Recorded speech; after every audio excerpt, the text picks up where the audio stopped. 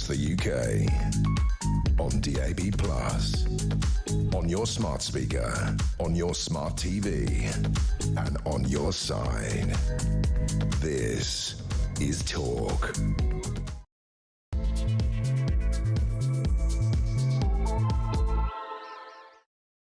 Well, a very, very good morning to you. It's just coming up 3 minutes past 10. See, I can do a time check. I'm still thinking it's morning. It is still morning. But amazingly, and this is very exciting, it's now February. We finally got through January.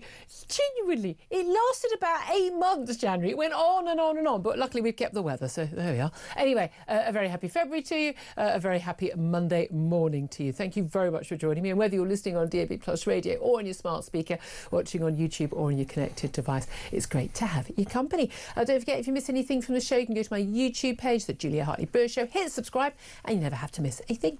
Coming up in this hour, of course, we're going to do the latest revelations from the latest release of the Epstein files, largely involving Lord Mandelson and, of course, the artist formerly known as Prince Andrew. Should both men be forced to testify before Congress? I'm not sure if legally they can, unless they actually travel to the States, which I imagine they're not going to be doing anytime soon. They have said they are guilty of no wrongdoing whatsoever, and who are we to question them? But, you know, one's lost all his titles, and one has lost, well, his third job in a row, and even had to resign his membership of the Labour Party because of what he has been accused of, or suggestions of, in his in the Epstein files. So I'd love to hear your thoughts on that. Also going to be talking about Britain on track to become the biggest spender of benefits in the G7. So well done us. We're going to talk about asylum seekers being housed in council homes and the latest virtue-signalling nonsense from celebs at the Grammys.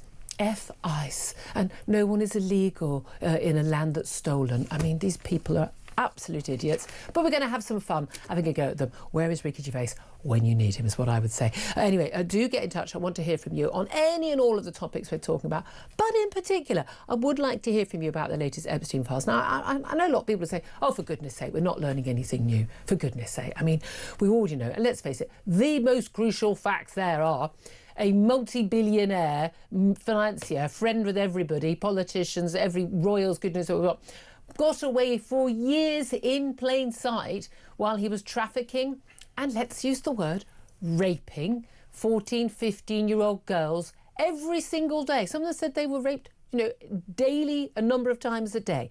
This is what he did. And he clearly trafficked those girls to other very rich, powerful men. What we're trying to work out now is exactly who they are. Most interesting, I think, over the last few days is not what we got in the Epstein files, it's what we got in a court document filed by Ghislaine Maxwell's lawyers, suggesting that some 30 men had been given effectively immunity from any prosecution at the time when she was prosecuted. Now, she should absolutely be behind bars for basically helping Jeffrey Epstein and procuring the young girls for him. She's as awful as, you know, as he is. But who are the men who've been basically given immunity? I want to know from that. But crucially, should Andrew Mountbatten-Windsor, as he's now known, having lost his Prince title, should he be forced to testify before Congress? And should, as Keir Starmer, the Prime Minister, has suggested, should Lord Mandelson, our former man in Washington, should he also be forced to testify before Congress? If they say they've done nothing wrong, but they're both absolutely horrified by what it's turned out that Jeffrey Epstein was doing, which, of course, they knew nothing about when they were staying at his homes repeatedly, constantly messaging with him and calling him their best pal.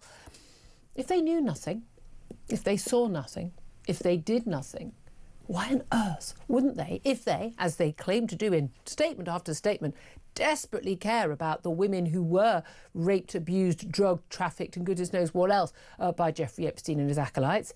Why wouldn't you testify before Congress to give them any evidence you could? Why would you not talk to the FBI? Why would you not be helping? I wonder if there's an obvious answer to that. I'd love to know what you think. Give us a call, 0344 499 1000. Text the word TALK and your message to 87222. Get in touch with us on X at talkTV. Calls are charged at the national rate altogether now on a Monday morning. Text cost £1, standard network rate message. Delighted to say, joining me today, unusual on a Monday, but it's getting to be quite usual now because I have to commentator Benedict Spence. Good morning. Good morning. What am I doing here? We're all a bit Why confused. have I been woken up for this? Why have you been... bit harsh? Peter Mandelson's resigned from something he's caught up in a scandal. That's not a news story. Come on, that's a weekday. Like, honestly, really? This is what I'm dragged out of bed for. I'm working out. It's 7 minutes past 10 o'clock now. Peter Mandelson will maybe have had his espresso, I don't know, his chai latte, whatever he has, his music. Well, a very nice machine. Very, very fancy sourdough bread. I don't know, whatever he's had with avocado. I don't know what he has. I can tell you right now that Peter Mandelson has already told 4 lies, because Peter Mandelson tells 4 lies before breakfast every day. It's what he has lied and lied and lied about everything. 1997, this is how old I am. 1997, I was working on London Star and the Evening Standard, which those outside London, the Evening Standard was the paper everyone in London read, and the London Star was basically a page of the gossip about the famous and the rich and the good, great and the good, not the good. Interesting. And I remember I was writing, it wasn't my story, but I wrote and edited the very first item, I think in June 1997, about Peter Mandelson, and I'm questioning about, there's that wonderful way that journalists do, papers do when they can't legally say what they want to say, which is, how on earth does an MP, as he was then, on only £45,000 a year, manage to afford a basically 450 grand property in Notting Hill with no, I mean, you couldn't get a loan for that much at that time. You couldn't, that's not an option. How on earth is he afforded it? Well, he lied, and he lied to the editor of the Evening Standard and told him it was about his mum had left him money. Totally untrue. He lied to everybody about it. Turns out it was a loan from another member of the cabinet, Geoffrey Robertson. Both men were forced out. He's forced out again over money and relationships with two billionaire Indian brothers. Yeah. And then forced out of the US ambassador role. I mean, why each time? It's because he's lied. It is. I mean, when you say he tells 4 lines before breakfast, to be fair, that's because he looks at himself in the mirror and goes, now come on, Peter, you've done nothing wrong, you can come back from this, everybody loves you, you've got many people rooting for you. Oh, is that the time? It's time for my espresso. Right there, those are the 4 lies. But it is just, it's comical, isn't it? Because everybody always goes on about how clever Peter Mandelson is. This is why he got the role as our man in Washington. Oh, he'll be excellent in the role. He knows how to get everybody, can wrap them all around their little finger. If only he was so clever to just not keep on getting embroiled in things that lead to the downfall of his career. Yeah. That said, he is clever enough to fool enough people to keep giving him more jobs. Well, this is the thing. Again, I've posted, everyone keeps saying how clever he is. I mean, Trevor Phillips, the presenter on Sky yesterday, they've been old friends for years, old Labour Party mates, worked together, in ITV together, they're just old mates. And basically, he's such a clever guy, and his talents are now lost. They're lost to the country. I'll live with that. I mean, I'll live with that. I thought the appointment as US ambassador was a terrible idea in the first place. Everyone did. But again, this all comes back down to, the judgment of the Prime Minister. I mean, literally, you could go through newspaper cuttings and you would know you shouldn't hire this guy. If the security people didn't go, are you kidding me about this guy? This guy couldn't get a job as a postboy. So how on earth could he get a job as US ambassador? He was already untrustworthy. Some of the Epstein Files stuff, again, he can deny it all. I don't know. The Epstein Files published claim, he received $75,000 over a couple of years while he was business secretary. His boyfriend, now husband, Ronaldo, received a $10,000, we're told, loan. Well, he was earning big money. Why was his boyfriend needing loans? Mandelson apparently knew nothing about. He does not recall. He has no recollection of whether or not his best pal, as he repeatedly called Epstein, gave him £75,000 over a period of months. Just question to everybody. Have you ever, whether it was 20 years ago or last month, has anyone ever given you $75,000, about 50 grand, and you just didn't notice or forgot? And even now you're going, oh, did I get 75? I am going to check my accounts just very quickly, just in case. Absolutely checking my accounts. If it's open season for US dodgy financiers to just be throwing it around. I thought it would be a Nigerian prince, but it turns out no. There are other avenues that can get slightly dodgy money for. Who knew? But it's risible. I mean, he thinks we're fools.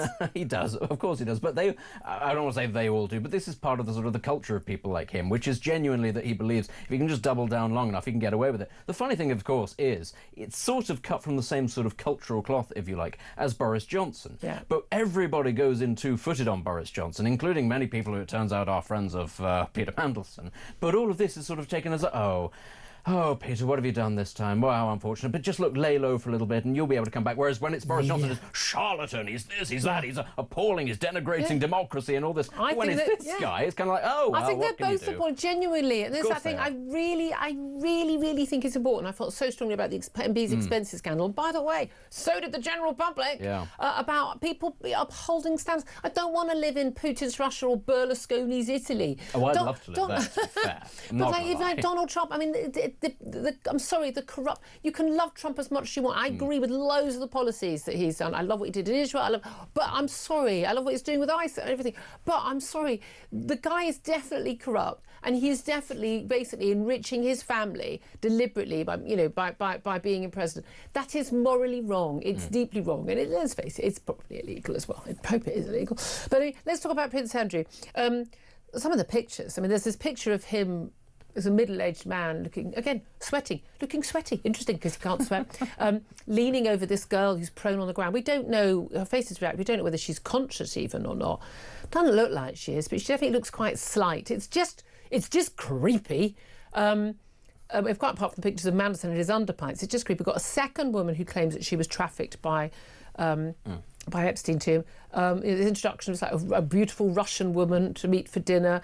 I mean, clearly it was just, look, there have been rumours about Prince Andrew long before the Jeffrey Epstein stuff came out, and everyone knows. Here's my thing, and there's Fergie's emails, marry me, these rich people asking for favours and money. I don't understand, why do rich people constantly need to ask other rich people to give them money? I don't know, it's rather gauche, I would have thought. But in terms of, we've known for some time, of course, that the British aristocracy isn't what it used to be. It isn't quite as wealthy as it used to be. They want to be richer than they are. But to be fair, these are not just members of the aristocracy. These were, at the time, literal members of the royal family. If anybody still had a little bit of spare cash or access to it, should have been Mummy, these people. Can you help me? Yeah, exactly. Here's the thing. Obviously, we don't know the full context of these photographs, but if it looks like a duck and it walks like a duck and it quacks like a duck, it's going to make quite a good, confit de canard that evening. So, I think there's a lot to be written into. I love that you use these phrases. But this is the thing with Andrew, there's been a lot of smell around already. He's already, this down to King Charles, he has already lost his title of prince, his HRH, he's lost his big fancy house, and he's moved into, again, these lodges, things, they're still bigger than any house we could ever dream of owning ourselves. Who are we kidding? Still got, servants and God knows what. There's a lot of talk about the Congress issue, and I really feel strongly about this. Should these men be forced to testify before Congress? Because they can't be forced unless they are in the country. We know that the FBI wanted to question Prince Andrew, but if both men are basically saying, look, I knew nothing. I didn't see anything. Prince Andrew's always said he knew nothing, but we caught him out in 10 lies in his Newsnight interview. But, Mandelson's been caught out a million times. Mandelson, his defence was, I'm gay, that wouldn't have been a party to that. I'm gay, so I can't spot a 14-year-old girl. I'm pretty sure, I could manage to do that, if I was a gay woman, But I just...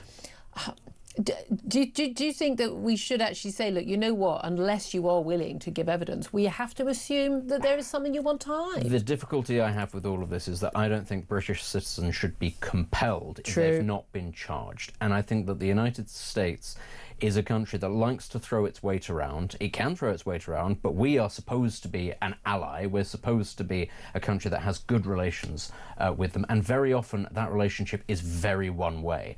And I'd say this about anybody. I know that it might stick in the craw a little bit because these are high-profile people accused of quite, involvement in quite a nasty sort of ring of individuals. I know people would like to get to the bottom of it. I agree. I'd like us to get to the bottom of it. But as a general principle, I don't think the British government should be saying to people, look, you've not been charged with anything at all, but we are going to effectively force you onto a plane. And of course, that will mean in handcuffs if you try to resist. I'm not okay with that. Actually. And you're right, the Americans would not require it of their own citizens, which is a very fair point.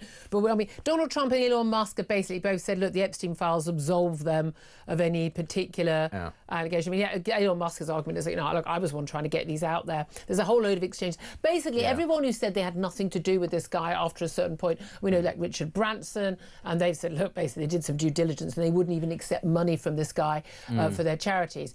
It does seem that people went, hold on a minute, there's a whiff around this. I'm going to have nothing to do with this guy. But people kept up polite email exchanges because he was man who they consider to be probably a danger if they didn't. Well, this is, I suppose, actually part of the trickiness of all of this, which is that whilst somebody, especially before they've been convicted of anything, before anything's happened, if there are lots of rumours but they have a lot of influence, do you necessarily want to make an enemy of that person for no good reason? Because you don't know if they're ever going to be convicted of anything or if they're ever going to do anything bad that'll come to light. So it's a trick. I do. A lot of this, by the way, understand. Epstein had already been convicted of procuring a 14-year-old girl for prostitution. That's true, but there were some cases of this obviously before being the case. Yeah. Now, when it comes to Elon Musk, I do actually think a lot of this exonerates him, but not because he was a morally upstanding person. I think he was a bit too autistic and busy to understand what was going on. But from what I've read of his emails, I just go, oh, you're an idiot. You really don't understand what's going on here. You think of things in very black and white terms, and you have no ability to read between the nuance at all.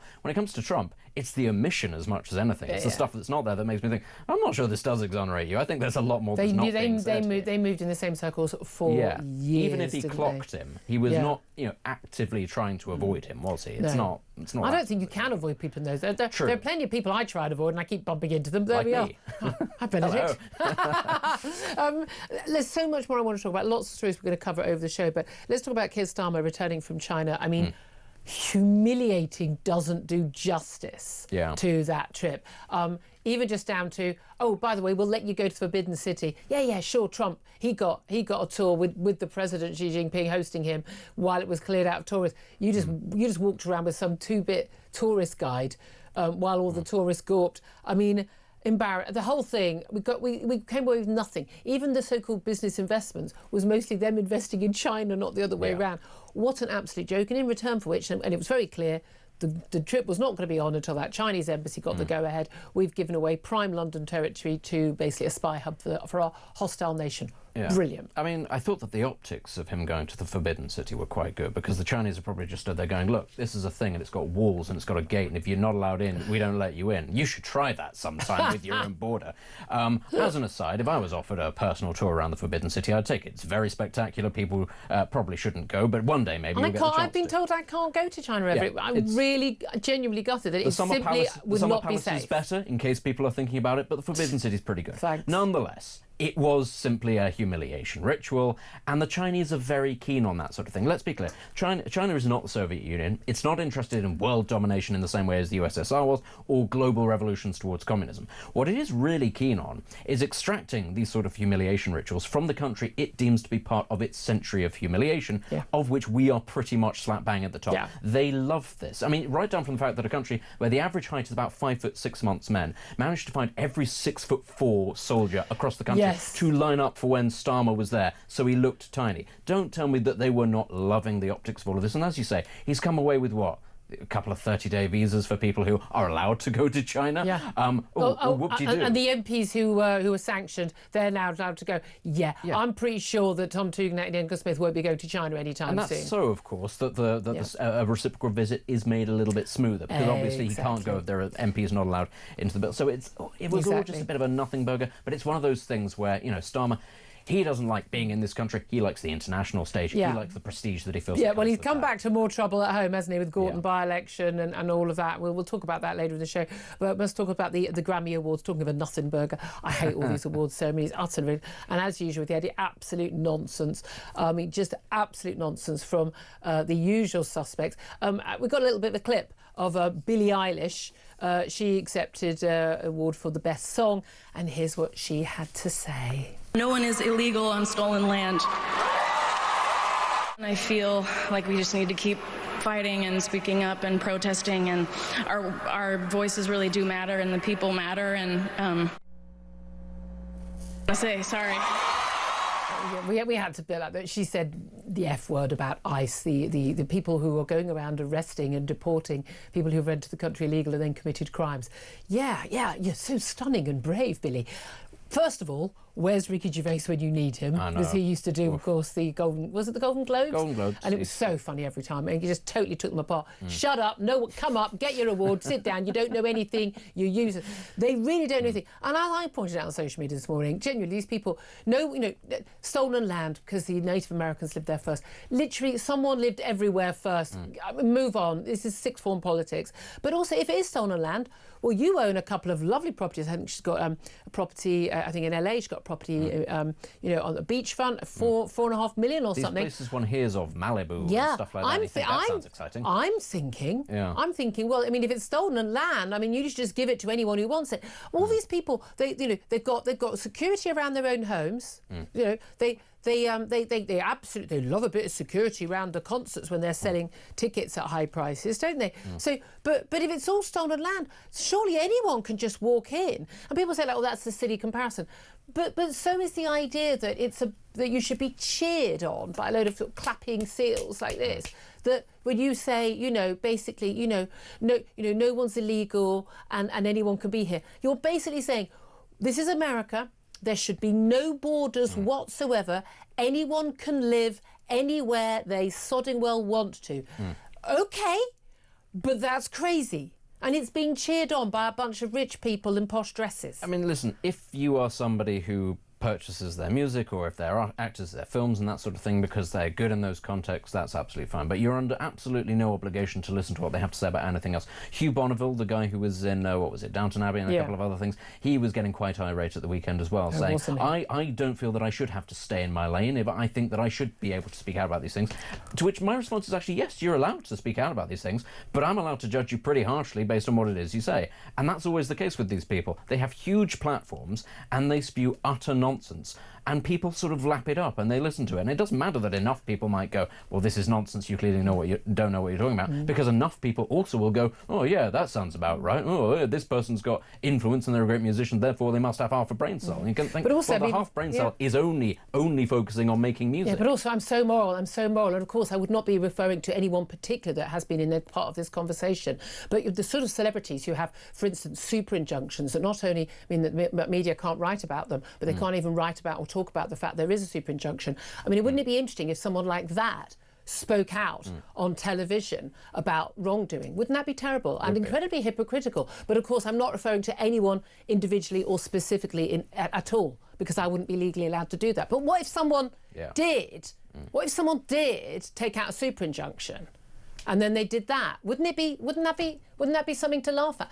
Yeah. Anyway, completely coincidental conversation that. But there we are. My mind just moves from things to things. I would love to hear your thoughts about the Epstein files. Those revelations, more damaging revelations for the artist formerly known as Prince Andrew, for Lord Mandelson, still a lord, no longer in the Labour Party. He's been pushed out 3 times from jobs for wrongdoing, for lying. I mean, I'm sorry, how many times? This raises questions about Keir Starmer's judgment. Morgan McSweeney, his chief of staff. This is a guy who's basically quietly running the country, yeah? And this is how bad his judgment is. You could argue, King Charles did what he should have done. I've got to be honest with you, got some big questions about what the Queen knew, the late Queen knew, what her senior staff knew about what Prince Andrew was up to and who he was consorting with, and all the security detail. Every single police officer who was on a security detail would have been completely aware of what was going on. They were there, they knew where he was staying, they knew what was going on. Questions should have been raised a lot sooner, should they not? But should they be forced to testify before Congress? What do you think should happen? Let me know what your thoughts are. 0344 499 1000 is the number to call. But of course, you can call in about any of the topics you want to call in about, including anything about Keir Starmer and his fun and games. Also, the likes of the Billie Eilishes of this world pontificating and being stunning and brave with their virtue signaling. I'd love to hear your thoughts on everything. This is Talk. We are the home of common sense.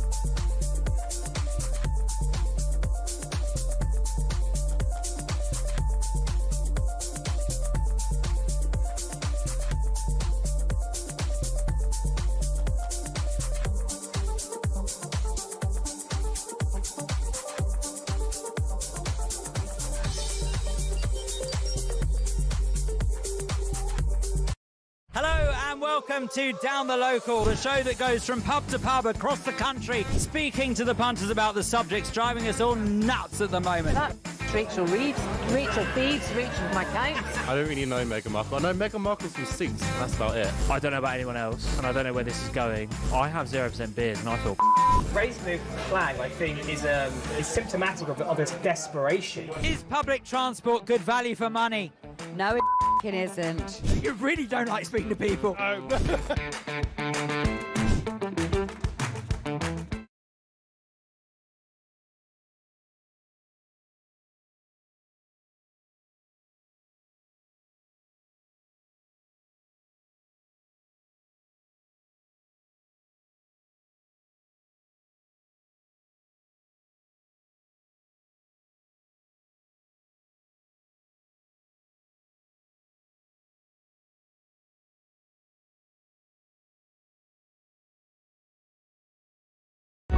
Across the UK, on DAB+, on your smart speaker, on your smart TV, and on your side.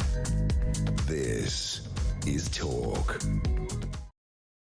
Good morning. Welcome back to the show. 10:28 is the time.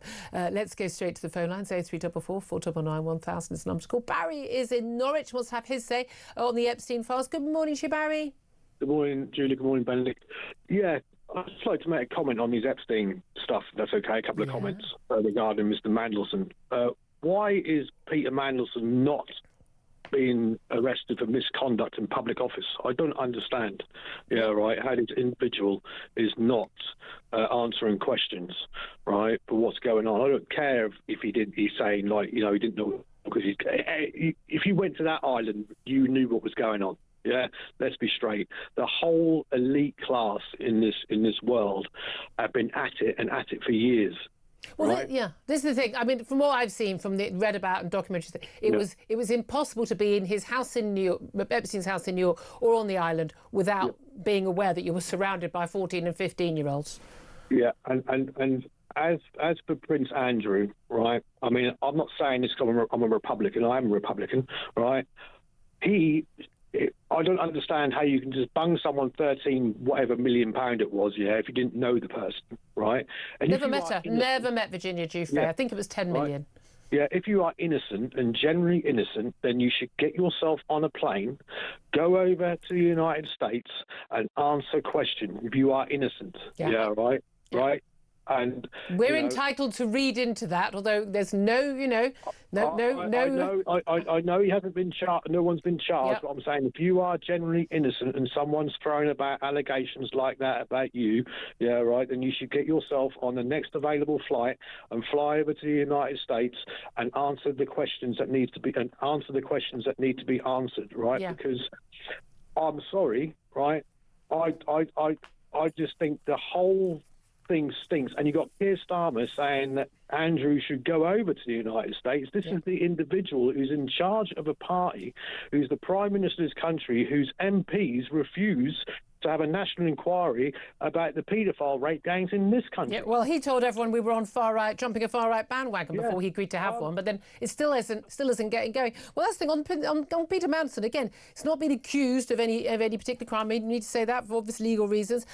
But there's lots of question marks. Like, in his case, doesn't have any recollection of this money. At the time that he was business secretary, it would appear from the Epstein files, if these files are true, that he was being sent huge sums. These are huge sums of money. Maybe not to him, maybe not to Epstein, but to everyone else.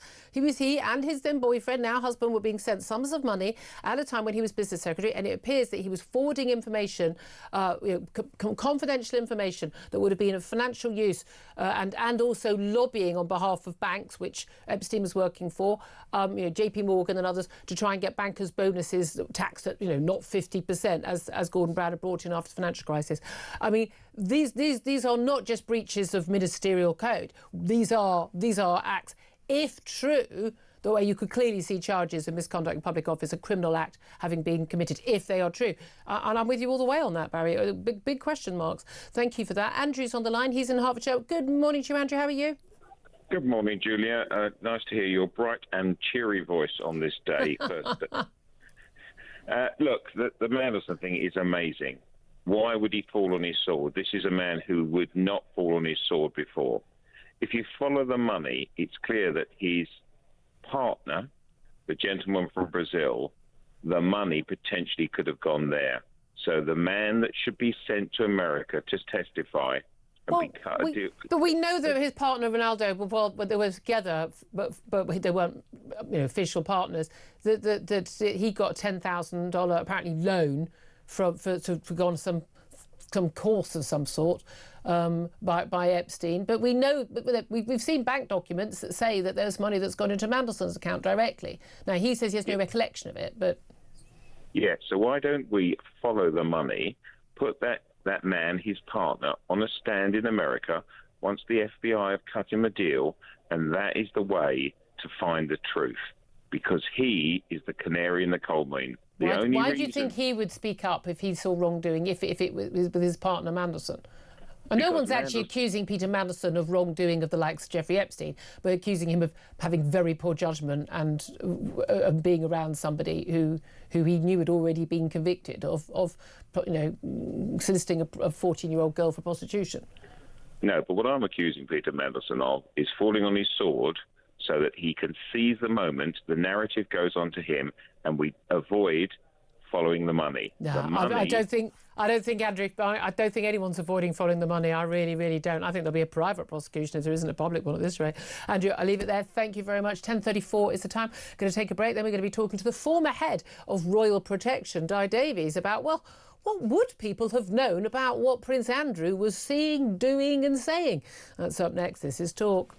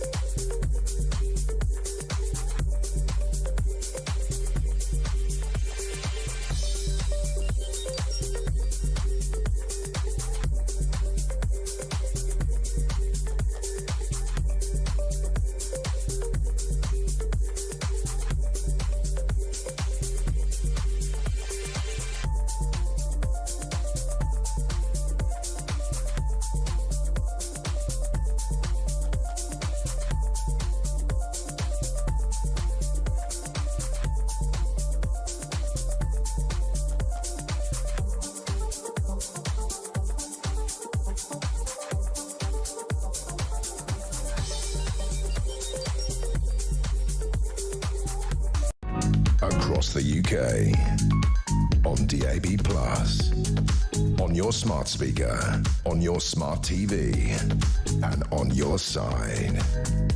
This is Talk. Good morning, welcome back to the show. I'm Julia Hartley-Brewer. Benedict Spence also with me. This is Talk, the home of common sense. Well, let's go to our first guest now, former head of Royal Protection, Di Davies, to talk about, well, the Epstein latest revelations, certainly in relation to the artist formerly known as Prince Andrew. Good morning to you, Di.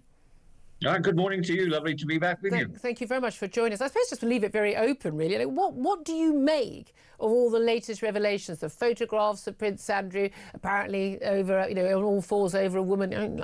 She looks like she may or may not be unconscious. Rather creepy. All the emails between Sarah Ferguson, his ex-wife, and obviously close confidant, and Jeffrey Epstein, and the latest revelations claims a second woman claiming that she was trafficked by Epstein to Prince Andrew. What do you make of all of that? Well, as I said, good morning. Well, this is like a boil. 6 years ago, I went on Newsnight 2 nights after that famous interview, and I said then the Metropolitan Police should investigate it properly. And 3 times, I think 4 times now, they, for their own reasons, have decided there isn't sufficient evidence. I say, if you don't investigate properly, you'll never find evidence. And yet, time and time again, not only I, but Andrew Lowney, the famous author who's written a book, who often on your program and others, he has held out sincerely 4 years of investigation into this family.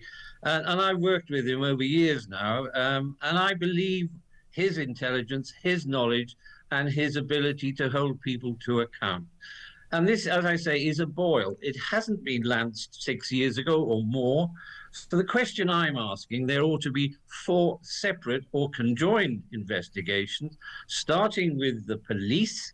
Please, will you explain why you don't find there's sufficient evidence, why he shouldn't be interviewed under caution? If it was you or I or anyone else, he would be interviewed under caution across a range of aspects. The second one, what on earth went on when he was our trade envoy, where he took a variety of now infamous individuals on these trips with him, where it was quite clear he was acting in his own interests as well, arguably, are our own. So that's one. Yep. The big one for me is, what on earth were our security services doing? Yep. For many, many years, people have known about this. We're meant to have a good liaison with the United States. Didn't anybody bring this to notice? Didn't anybody notice that he was dealing with Russians, Chinese, Israelis? What on earth is going on? What is the point of our Secret Service, I have to ask, if somebody in authority, the head of it, should be asked, what did you know? Who did you tell? And why didn't anybody do anything? Yes. And the last one is the palace themselves. What did they know? Who has covered up for him for many, many years? And lastly, what did my former colleagues know who went everywhere with him along with his staff? Somebody has kept quiet for such a long time, and I hope their moral compass is going havoc, because it deserves to be. I mean, I couldn't agree with you more on every single aspect of that. Covered it absolutely all. This is a question I've been asking for a long time. As you know, again, allegations have been made against senior figure. Someone just makes a vague allegation on social media. The police call them in. So I don't know how the hell he hasn't been investigated. But that's always been my view. People in the palace, royal protection officers, all would have been there, seen everything. They knew where he was. Was Prince Andrew with Epstein on this date or that day? Well, let's check the official record, shall we? But also, what those royal protection officers, what they would be required, what would be necessary for them to pass upwards. Because presumably, we're staying at that convicted paedophile's home in New York. The prince is staying. The then monarch's son is staying at the home for 4 days of a man who has a conviction for soliciting a 14-year-old for prostitution. And everyone knows, even at that time, people in that world would have known there was no smoke without fire. There was a lot of other allegations made that were dropped. And then he's staying in the home. Does that information get automatically passed up the chain to the royal protection head? And does that then get passed to the Queen, as it was then's private staff? Do they then pass it on? Was she shielded from it? Was she one of those mothers who went, he's my favourite son, I can't possibly believe it? What do you think went on?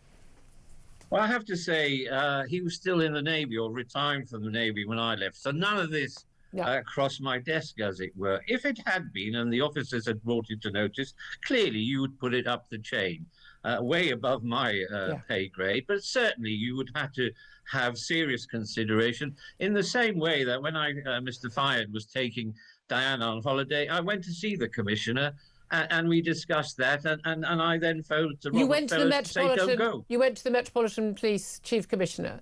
Yes, I did. And I explained that there was an investigation going on to him and so on. So that's what I would have done, and clearly.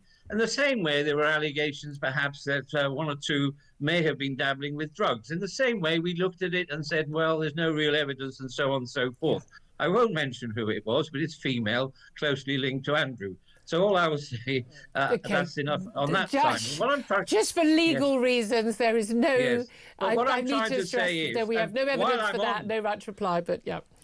Yeah, what I'm trying to say, and everybody says, well, he vehemently denies. Well, he would, wouldn't he? And so would I if I was alleged to be and had allegedly done some of the things that he's alleged to do. We keep saying allegedly. But what I'm trying to say, this is a family. If it was you and I, and we'd behaved like this, we would have been arrested, investigated, both here and in the United States. Should Prince Andrew Mountbatten Windsor, should he testify before Congress? He wouldn't even speak to the FBI. He clearly, he's trying to make this go behind. He put behind him. He clearly thought that, that disastrous Newsnight interview with Emily Maitlis would put it behind him. And of course, it's turned out to be the worst thing he's ever done, other than the allegations of what he has done, which of course he has denied. Do you think there is any way that he should be forced to do that?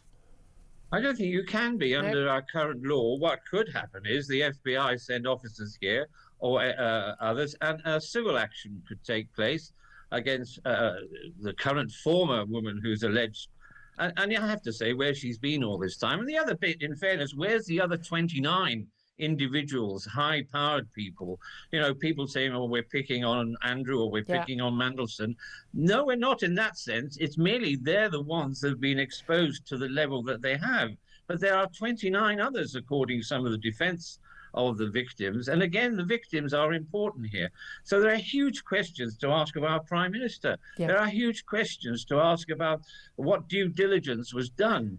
And with the appointment of Peter Mandelson. I mean, this is the thing. I mean, look, anyone who's already been sacked from 2 jobs for telling lies, I think we're allowed to safely say he's probably not a good person to be our ambassador to the US. I said he lies 4 times before breakfast. It's what he does. He's lied from about everything from the loan to buy his Notting Hill mansion to and has lied every single day since about everything. He has no recollection. Again, I think someone that bad a memory shouldn't be appointed to such an important job. Big question marks, as one of our callers just raised, about whether he should be investigated in misconduct in public office. But this whole thing, what do you make? And there are people. There's lots of conspiracy theories. Oh, we don't know. Was Epstein working? Was the CIA protecting him? That's one of the theories I've heard. Was he working with Putin? Was he working with the Mossad in Israel? Those allegations. Is there a ring of multi-millionaire, billionaire, very rich, powerful men who get away with everything because they are so powerful and rich? I mean, what do you make of all those theories? Well, that's why I say there ought to be a proper investigation, and there ought to be an parliamentary inquiry into our security services to ask who knew what over the years. Yep. Successive foreign secretaries and prime ministers should, and I suspect were informed of this. Yes. And again, what on earth were they all doing? And why are we still not investigating the links with the Chinese, the links with various people in the east of the world, where Afghanistan and all the rest of it. And again, Afghanistan, there was a huge alleged deal to be done there years after he's allegedly. And I mean, people say, well, he's not guilty of anything. Yes, he is. He's guilty of a huge amount of lies. Yeah, absolutely. I mean, this is a proven liar. Do you think in the case of Prince Andrew Mountbatten Windsor, do you think that King Charles did the right thing, and did he act soon enough? Because I've got a very strong impression that Charles had wanted Andrew to be cast out of the family long before, and basically was waiting until he was able to do it. The late Queen, would never willingly do this to her favourite son. Do you think King Charles acted soon enough? No, I think they were reacting after the event to some degree. Now, in fairness to King Charles, what did he know? We don't know. Yeah. But certainly those advising him and the Queen would have known. And I go back to Perkins, who was the deputy press secretary, who was part of this. Let's check out Guthrie. Let's do checks on to see if she's got bad behaviour. That wouldn't have stopped it, as you know, as a journalist with the deputy press. It would have gone up the chain, and it would eventually have gone to the Queen's private secretary. None of these people have been investigated. Nobody has gone to the palace, knocked on the door and said, excuse me, would you come down to Charing Cross, because I'd like a little word with you. Absolutely. Nobody has. And somebody has covered this for years and years. And it stinks. Di Davies, former head of Royal Protection, thank you very much indeed. Benedict Spence, listening to that, look, he did not pull any punches there, Di. He's saying, look, as you said, when Diana was seeing, hanging out with Mohammed Fayed, he went straight to the Met chief to say, look, just got to flag there's some issues here. there's no world in which the Queen, late Queen's senior staff didn't know. Whether they told her or not, I don't know.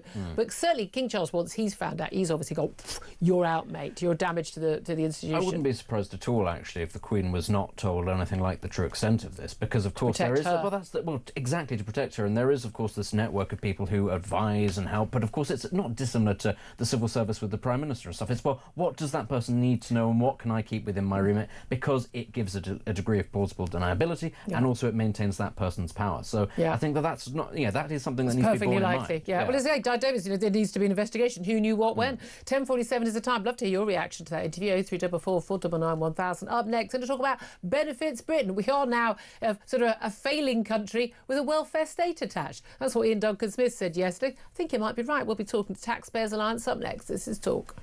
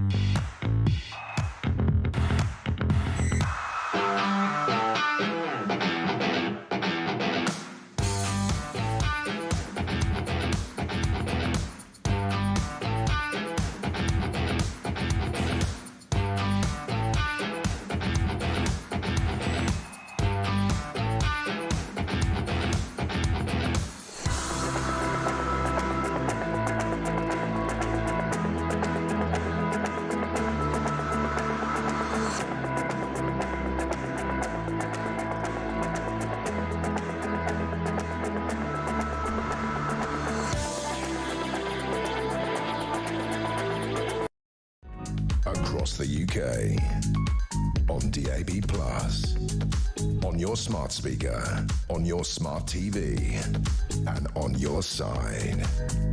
This is Talk. A very good morning. Welcome back to the show. Well, we'll leave Epstein briefly. I'd love to hear your thoughts, honestly. Get in touch, 0344 499 1000 on that and any of the topics we're talking about. You might want to have your say on this next one. Well done, Bryn. Little round of applause. Well done. We are going to be basically handing out the most benefits in the entire G7 group of wealthy countries. Well done us. Nice to know we're good at something. Handing out people's hard-earned taxes to people sitting on their sodding backsides. Well, let's talk about it with Elliot Keck. He's head of campaigns at the Taxpayers Alliance. Good morning to you, Elliot. Good morning, Julia. It's good to know we're good at something, isn't it?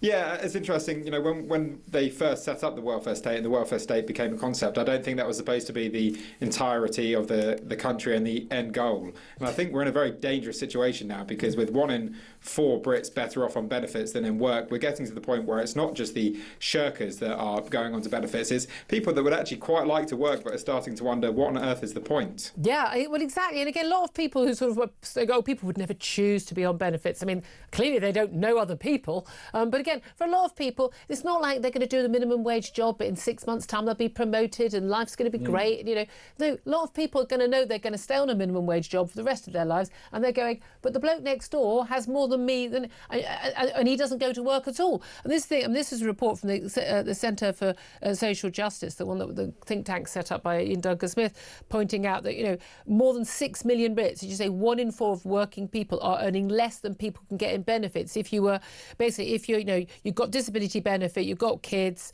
you know, you're getting housing benefit on average, you know, the average amount, you're going to be better off not working. That is an insane position for us to be in.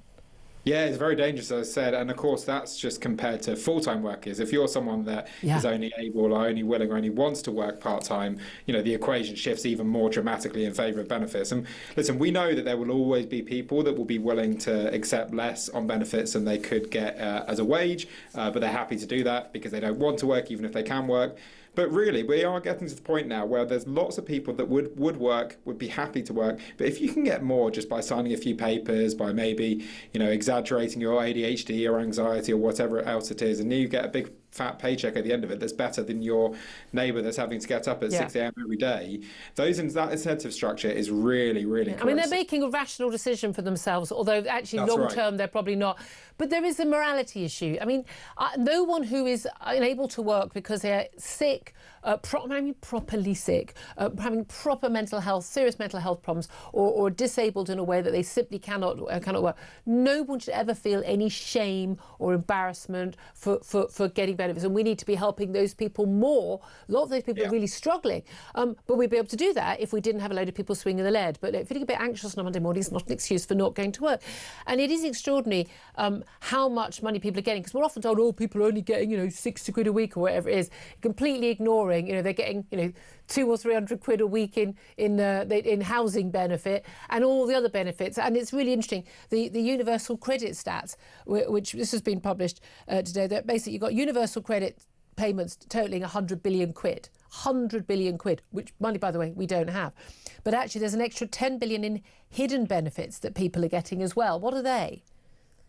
Well, yeah, and exactly, and as you mentioned, there are people with very, very serious health conditions, people that have cystic fibrosis, you know, conditions that are extremely crippling, and nobody doesn't want to see those people looked after. Nobody doesn't want to see very generous benefits given out. And ideally, we want the welfare system to be a bit like the immigration system, one that has all the toxicity taken out of it, one that is welcoming to people who, you know, deserve or need to come here or claim money from the state, but there isn't just open to abuse by shirkers and people with bad incentives. Well, exactly. I mean, again, it's about, you know, you could get, you know, you get your council taxes cheaper, you get help with bills, you get free prescriptions, school meals for your kids. There's you sign on to one benefit now. There's a whole world of benefits opens, which kind of explains why we are now the top welfare state in the G7. What are we doing differently from other countries? Because lots of people are saying the reason why we've had this massive increase, and I think we're looking at 500 extra people a day signing on, largely for the anxiety and depression, ADHD and autism as why they can't work, and then being written off for life, never having to even look for work. We're looking at that, you know, going on. Where a lot of people say that's down to lockdown. But we know all the other countries in the G7 did lockdowns too, and they haven't got the same issue. Yeah, I mean, we definitely were one of the stricter and harsher lockdowns in a lot of the OECD. In particular, we will have one of the strictest and harshest lockdowns when it came to schools and universities. And when you see spikes, in particular for people of young age, then that might explain some of it. But listen, people have been scratching their heads. Unfortunately, it must be something to do with British society, British culture at this current moment. It's very difficult to explain. Many people smarter than me have looked into it. have not quite been able to work it out. But it's all untenable. We don't have the money for the people now. It's getting worse and worse and worse. The government hasn't got a will to deal with it. That tentative attempt to get $5 billion, and it wasn't even $5 billion off welfare. It was going to be going up by $5 billion less than it's going to go up by. So it wasn't even going to be a cut. We ain't got the money. We've got fewer and fewer people being born to go and then work, go into the workplace. People are getting older, which is a good thing. We're living longer. We are going to have fewer and fewer people of working age. We need anyone who can to be working. Otherwise our economy just goes, it implodes. What would you do? What if you were in government? What would you do to change things? Well, what's really horrifying is the government's choices at the moment, and the government have made it very, very clear they are not going to look at welfare reform. Yeah. And it makes me think of the days where MPs were genuinely imbued with a sense of national duty, a willingness to put aside their own personal interests to tackle major crises. These Labour backbenchers, these Labour ministers are not willing to do that. They're far more interested in saving their skin, supporting their CVs when they go into a mental health charity or whatever it is. And as a result, the government's putting it off. What needs to be done is we need to take a very serious look at the mental health conditions in particular. Some of the spikes there, we're seeing 5-6-fold increases in the number of people claiming anxiety, depression and all the rest of it. We need in-person appointments for all benefit claims. They're just a couple of things that I would tick off very, very quickly. We could solve a lot of it just with that, could we not? Elliot Keck, you've done fantastic work there at Taxpayers Alliance, Head of Campaigns. Thank you for that. Benedict Spence, I mean, this really gets people to go, especially a miserable, cold day, and people are getting up early on a Monday morning at the beginning of February to go to work, knowing that there are millions of people who could be at work and who are choosing not to, and we're allowing, this is a stupid thing, we're allowing them to make that choice. We're allowing them to make that choice, and at the same time various governments have sort of continued to spin the lie that there are massive job shortages of people. We need to employ lots of people. The only way we can do it is by importing them from elsewhere, and at the same time there are all those people who aren't working at all. And I think it is really interesting, because this idea that we like to portray, that this is a fundamentally hard-working country that likes a sense of fair play, I think has been somewhat shattered by the pandemic, because it's clear that whilst there are a lot of people who do still adhere to that, far too many people are swinging the lead. And the simple fact of the matter is, taking that, what you were talking about right at the end, the fact that you might need to go and see somebody in person for them to go, yes, you are ill, or there is something wrong, having that no longer be a requirement was the most obvious example of, I wonder why, that this is something happened. Because you just go on the phone and somebody goes, well, I'm incentivized to sign you off because I need to get to the next person. Off you go. How nobody saw this coming, and why it hasn't already been reversed, and every single one of those even people if we asked got to it go back to the job centre or whoever it is, or the doctor, why is that not even happening? if we went back to 2019 levels, that would even be a start. But I mean, we're not talking about going back to the Victorian ages, to 20. I mean, I am too. 2019 levels. We need to get back to 2019 levels, and then in the next term in office, whoever is in office, we need to get back to where we were in 1997. Yes, we really, really do. Workhouses. Listen, I say, come the revolution when I'm in charge, and I'm sorry. An awful lot of this when it comes to young people. This is parenting. This is parents failing to teach a work ethic to their children and letting them. I'm sorry. You've got to own. You've got to own it. You can't take credit when your kid turns out well if you're not willing to take credit if they turn out badly. That's the deal. I'd love to hear your thoughts on all of that. Give us a call 0344 499 1000. Plenty more to come. This is Talk.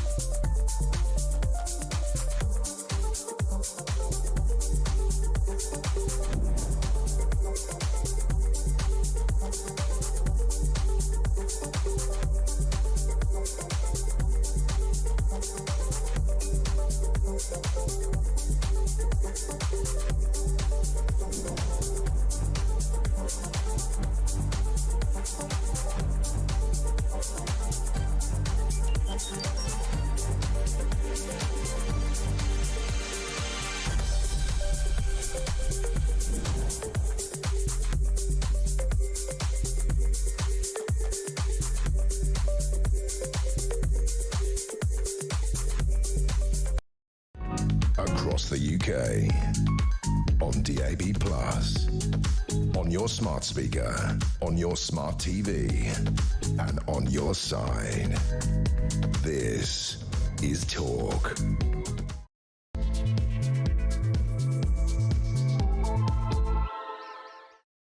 Good morning, welcome back to the show. This is Talk, the home of common sense, with me, Julia Hartley-Brewer. And whether you're listening on DAB+ radio, on your smart speaker, whether you're watching on YouTube or your connection, I thank you so much for your company. Just approaching 3 minutes past 11, lots to talk about, lots of calls on the board.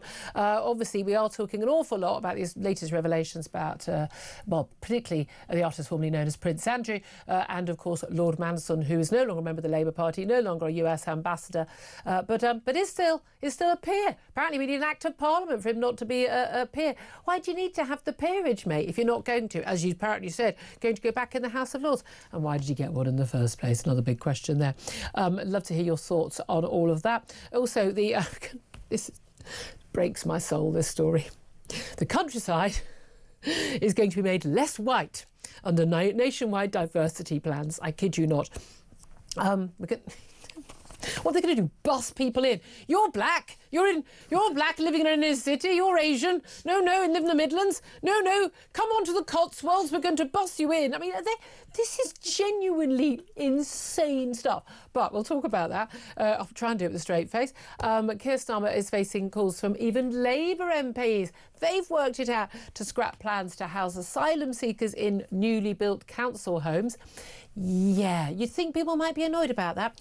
Plus also the latest on Iran, not just a nuclear deal, Donald Trump says he's hopeful, but also what is still going on the streets. So we'll talk about all of that, plenty more besides. Delighted to say joining me for all the chat today is Benedict Spence, Conservative commentator. Morning. Good morning. I'm slightly horrified by the optics of what you just described. The idea of people going around, grabbing ethnic minorities, banging them onto a train and going, "You're going to Penrith," and then going, "No, don't take me to Penrith." But we're going to send you to, I don't know, wherever. It's for your own good. We'll send you to Bradford. We're going to bus in. We're going to bus in posh people in three-piece suits. Oh my! Yeah, well, no, wow. No, that's exactly what we should do. We take the people from Bradford, we'll put them in Kensington, and we'll take the people in Kensington, we'll take them to Bradford, and we'll just see what happens. It'll be like when the Chinese sent all the bourgeois to the countryside. I would definitely watch that Channel 5 series. That's all I get. Yeah, House That would be great. No, but it's the idea that people go, they're not. Take genuine concern. There are not enough black and Asian people in the countryside. The horrible thing is, it's white middle class people who are going to the countryside. How very, very dare they? I mean, it's genuinely scary that these people think like this. You know why they think like this, though? It's because they're racist. Because all they see is the colour of people's skin, and that's what racists do. Which means that's why they're racist. Do you want to know one of the things that this report had as a reason why it might be exclusionary to ethnic minorities? It's because traditional countryside pubs serve traditional food and alcohol, which might be exclusionary to Muslims. And you say, good Lord, I'm shocked to find that there is alcohol at this traditional pub. I mean what? Listen, what is the point? I mean, I know I'm just amazed there's still a country pub. Exactly. Yeah, that's true. Wow. I mean, we could do all hour on this one, couldn't we? Look, let's go back to the Epstein files. It's Prince Andrew, as was now Andrew Mountbatten Windsor. Second woman claiming that she was trafficked to him by Epstein. There's a horrible photo of him kneeling over a girl. We don't know. There's all his wife's emails, ex-wife Fergie's emails. But, marry me, you superstar, I love you. I mean, basically, these people were just completely up his backside. They really were desperate, cadging for money, cadging for free flights to islands and goodness knows what. And just everything's utterly inappropriate. And pretty much all of this contact was after he had been convicted of basically soliciting a 14-year-old girl for prostitution. 14-year-old girls can't be prostitutes because they can't consent to sex because they're children. This, of course, is all spurious, all lies, according to them. Peter Mandelson also thought this was all spurious and all lies, even though, small point worth making, Jeffrey Epstein basically accepted all intents and purposes his guilt in this. He said it was all lies and everything, but when taking the deal he did was an acceptance of guilt. Why would you ever do that if you were completely innocent? Prince Andrew is in, he's already lost his title, his HRH, his home, blah, blah, blah. Mandelson resigned from the Labour Party late last night over the allegation of this $75,000 set of payments to him from Epstein while he was business secretary, $10,000 to his now husband, a photo of him in his pants. I've just got to... but he has no recollection of any of it. There's loads of documents about him basically as business secretary effectively passing on confidential information that could affect the markets to his financier, billionaire, best pal, as he called him, which would have given him financial benefits, taking money, which he has no recollection of, according to these documents. I don't know whether they're true or not. Presumably, Mandelson has his own bank statements. He could look them up. I mean, I think the bank's been open for a few hours. You could have found out whether those sums of money came into your bank account or not, couldn't you, by now? And I like to think, however rich you are, you might notice $75,000 arriving in your bank account. I mean, I'm thinking you might go, oh, there's a lot more money in there than I thought. But the idea that he was actually, while business secretary, he was getting information, and also Jeffrey Epstein, while paying him money, was saying, can you try and get rid of this banker's bonus, this 50% banker's bonus that Gordon Brown's brought in? He was representing JP Morgan at the time. I mean, and Mandelson was saying he was lobbying for it. I mean, this isn't just, bad form. As one of our callers pointed out earlier, there are strong arguments here for him to be facing investigation over misconduct in public office, 100% on the basis of what we've seen. He may be entirely innocent, who knows? But he's still a peer. We have to have an act of parliament to get him out of here. I mean, the whole thing is a horrible, stinking mess. But here's the thing.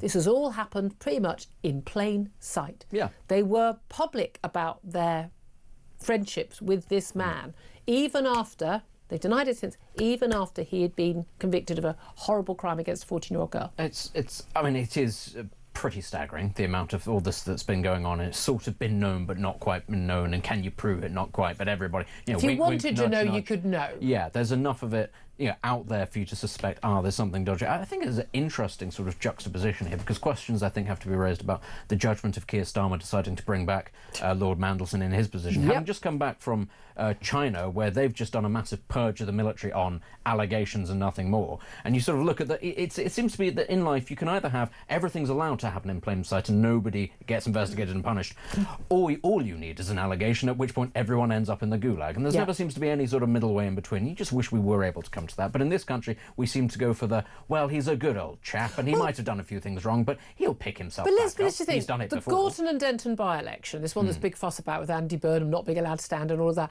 that has all come about because Andrew Gwynn, who was a health minister, was forced to resign as health minister and lost the Labour whip because he wrote some messages in a private, fun, Shiver Me Timbers or something, wasn't it? Yeah, WhatsApp group. Yeah. And basically he made some glib, quite nasty, but obviously a joke remark about a pensioner complaining about winter fuel costs and saying, you'll be dead anyway before the next election, I don't care about you. Yeah. It's nasty and tacky. And because Labour, those are the MPs who would have called for a Tory or Reform MP to resign, who'd said the same thing. But I don't think people should have to resign over things they write in private groups. I think people have a right to privacy and a right to make nasty, tacky jokes and not have the whole character judged on it. But so Keir Starmer thought that Andrew Gwynn was not fit to be a Labour MP because of that. But he absolutely had no problem with Peter Mandelson being Britain's man in Washington when he had already been forced out of two jobs because he'd been found to have lied about, his loan from Geoffrey Robertson for his home, and he lied to anyone and everyone about that, and his dealings with Indian millionaires. I'm sorry, he was already up to his eyeballs. There were huge questions about his business dealings when he was a European commissioner. There were huge questions about him constantly in some of his contacts.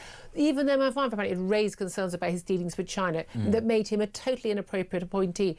Questions have to be asked about, you say, not just Keir Starmer, but also, it keeps coming up, his Chief of Staff, Morgan McSweeney, who clearly is absolutely unfit for this job. Oh, absolutely. But it's hard to find anybody in the Labour government right now who you'd look at and go, yes, I think you're doing a good job and are fit for this role. Because, what's particularly staggering is, even if none of this has been proven, there are sort of no charges, no major allegations specifically against him, and it's all sort of flitting around the edges.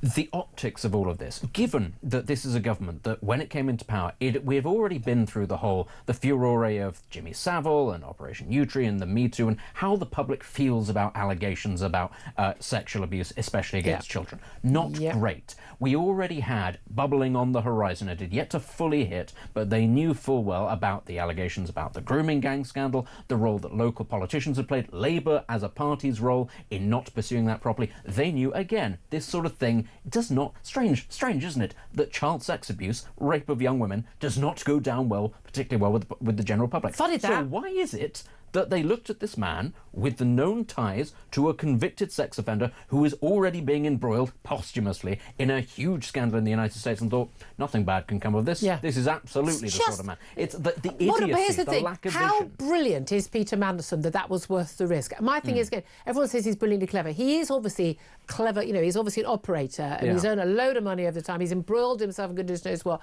But apparently so successful, he still needs billionaires to send him money that he doesn't recollect. But my thing is always, if you're that clever, you don't get caught. Yeah. Right, by definition, if you're that clever, you don't get caught. Which isn't perhaps and the way to spin it. You don't get caught for silly things like taking a loan from another cabinet minister. When Geoffrey Robinson. You don't get caught for fixing the Hinduja brothers and fixing a British passport for them. You don't get caught for stuff like that. Say the amounts of money also, and this is very classically British. It's not even as if these are sort of catastrophic amounts of money. It's not. I've given you. It's not 100 million quid, life-changing money. How much has been embezzled from the Russian economy by Putin and all of the oligarchs? We're talking hundreds of billions. Here it's 10 grand given to your boyfriend at the time. Where did it come from? I don't know. Nobody asked me. It's that sort of scandal. You think, honestly, really? You're that hard up against it? This is the sort of thing you need? And it's the same with Andrew and his family as well. Yeah. The freebies, the flights, that sort of thing. It's like, really? That's what you're selling your soul for? That's the thing. And the stuff to Ronaldo, his boyfriend, now husband. But it's very extraordinary. So he basically asked Jeffrey Epstein for $10,000. He was paid $10,000. Mandelson in a statement said he had no knowledge of this $10,000. He was a cabinet minister at the time, right? He was a cabinet minister. He was earning a six-figure salary. He already had, he had a multi-million-pound house in Notting Hill because he bought it for $450,000. It was probably already worth about $4 or $5 million. I mean, the idea that this man, his boyfriend, they were living together, he wanted to do some therapy course or something. He had to go and get the money for it from this billionaire. This person, yeah. This is weird. I mean, this is very, very, very strange behaviour. But again, as you say, Andrew up to his eyeball in this as well. And this leads into Prince Andrew, now ex-Prince Andrew, second woman claiming she was trafficked by Epstein to him. I mean, he's denied, again, like Mandelson, he denied any wrongdoing. The allegations against Andrew are actually much more serious in terms of they actually involve the young girls, the young women, Virginia Giuffre's allegations. Look, I don't know anybody who thinks Prince Andrew absolutely could not possibly have had sex with Virginia Giuffre when she was 17 years old, when she was trafficked by Epstein to him, couldn't possibly have done that and then chosen to pay her along with the Queen's money, 10 million quid years later, so we didn't have to testify about it. I don't know, I mean, I'm sorry, none of that. We're not stupid, we're not. But here's the thing. He is. There is that thing. As former Royal Protection Chief Di Davies points out, anything like that, where Prince Andrew was, who he was meeting, this sort of gone up the chain of command. There's no way that senior police weren't told. There's no way that senior staff in Buckingham Palace, the Queen's principal private secretary at the time, would have been given this information. Now, was she protected from it? Highly likely. It seems to me that King Charles, I think as Prince, he would have known quite a lot. And I think that certainly once he was king, he was made it absolutely clear, I want this guy out of royal life. And he did it just in time, I would think. Do you think he's done enough to save the royal family over this? Oh, to save the royal family, I don't think that this will be the thing that brings down the royal family. I think that a huge amount of damage has been done to the royal family. I think he's done what he could. And I suppose the difficulty is, had it happened earlier, before we actually reached this sort of moment where the files were being released and more things were coming out, well, then people would have gone, hang on, why you've jumped the gun slightly. So actually, I do feel that within the information that we suspect that he's received at certain points in time, I think he's probably done the right thing. I mean, let's be clear, he has thrown his brother to the wolves, which is what everybody seems to think that his brother deserves. So I don't think you could say he could do much more, and he only became king at a certain point. Yeah, and I do think, it's quite clear that Prince William is also very much, and this guy is a damage to the firm. We look after the firm, number one, and he's got to go. You can see the way that the cold shoulder, was it the scarfing? Prince William does the scarfing. He's always adjusting his scarf as a way of avoiding people. It's just the whole thing. And Fergie, again, just everything she does or says, writes, is just tacky. Beyond belief, absolutely extraordinary. Let's come back to more politics here, because I do want to hear from you. Do get in touch, 0344 499 1000. Should either or both of these men be forced to testify before Congress? Certainly Keir Starmer has apparently said, well, absolutely, that Prince Andrew, as was, should testify. Well, shouldn't Lord Mandelson as well? He's your big mate.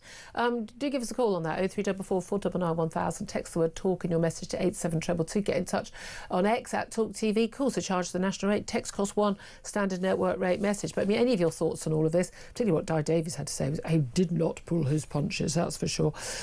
Let's talk about what's going on back home. We've got the Gorton and Denton by-election. It's really interesting. I think we've got all the main candidates now. Reform was the first to be announced, of course. We know it's not Andy Burnham as a Labour candidate. It's going to be an interesting battle, but it was a very interesting piece by Dan Hodges in the Mail on Sunday yesterday about basically how actually neither Reform nor the Greens really want to win this seat. They want the other to win the seat, but the Labour people are desperate for Labour to lose the seat because they want that as the moment for them to oust Keir Starmer, and they're willing to lose the Gorton and Denton by-election, basically to keep the mayoralty Andy Burnham in Manchester, but also as the catalyst for dumping Keir Starmer, because they believe that Keir Starmer is going to be the big problem when it comes to them in the next election. But are they right, given the latest polls suggest that actually it could well be that Keir Starmer would be more popular than some of the other options? Well, that's been the case. West Streeting. Yeah, that's been the case for a long time, actually. Careful what you wish for, because actually whoever is the leader of the Labour Party, it doesn't matter, because you've still got the same set of MPs, and they're as much part of the problem as the leader is.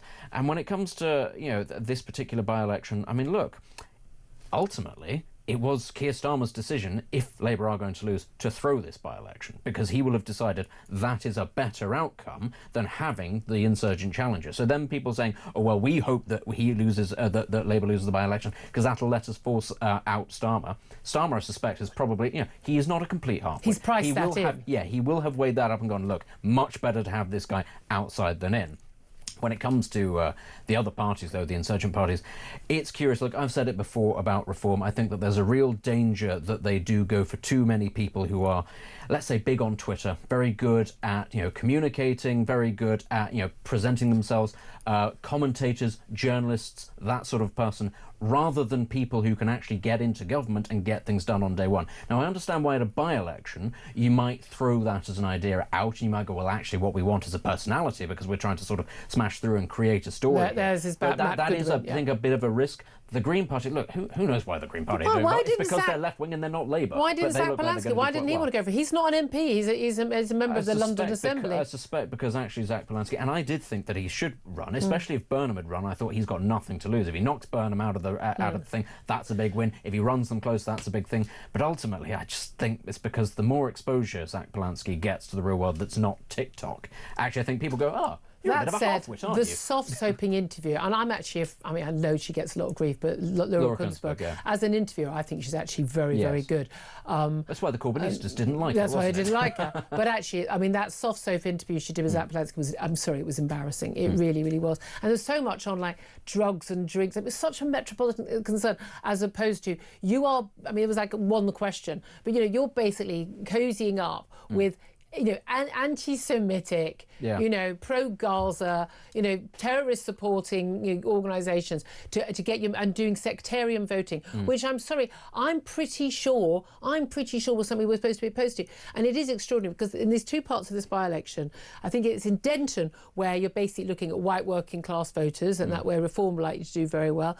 And in Gorton, you're looking half of it students and half of it is Muslims. And Greens are basically going for the that's their target. It's students and getting together with the Muslim vote. Now, the Muslim Vote organisation has said they're going to suggest the Muslims vote for the Greens. And we do have this sectarian voting, that whole families, whole streets. I know someone who stood for respect, and she was told, you go to the local imam. I did not agree with her politics. You're going to go to the local imam and basically get his approval, and then he will tell everyone who to vote for. Sorry, that is not how things fly in this country. It shouldn't be. It's not. But it is how things work. But the Greens, everyone keeps thinking they're cuddly. For a start, they are totalitarian, autocratic, anti-liberal, cave-dwelling. They want to control our lives, send us back to the Dark Ages. They're completely bonkers on climate change nonsense, but also they are cozying up with some very, very dangerous dark forces of Islamist extremist leadership of some Muslim communities, and I'm sorry, that is very serious issue. But Labour have done that for decades. True. Actually, Labour have done that for decades. And if we're being completely honest here, rather too many Conservatives have turned a blind eye to the activities of certain people in their communities because it suited them as well. And I'm sorry, this simply comes from a lack of understanding. And this is the great irony of all of it. The multiculturalists, the open borders, oh, everybody's welcome here and we love it. Are we actually interested in finding out about these people? No, obviously not. We're not going to, how many of these people ever learnt Urdu or Polish or any of these languages? No, they're not interested because as long as it suits them in the short term. That's always the problem with British politics. It's short-termism, and they think, look, if this person gets my guy into office, that's fine. But what I would also say... Chickens are very much coming home to roost. You talked to Bear about sectarian politics, and it is...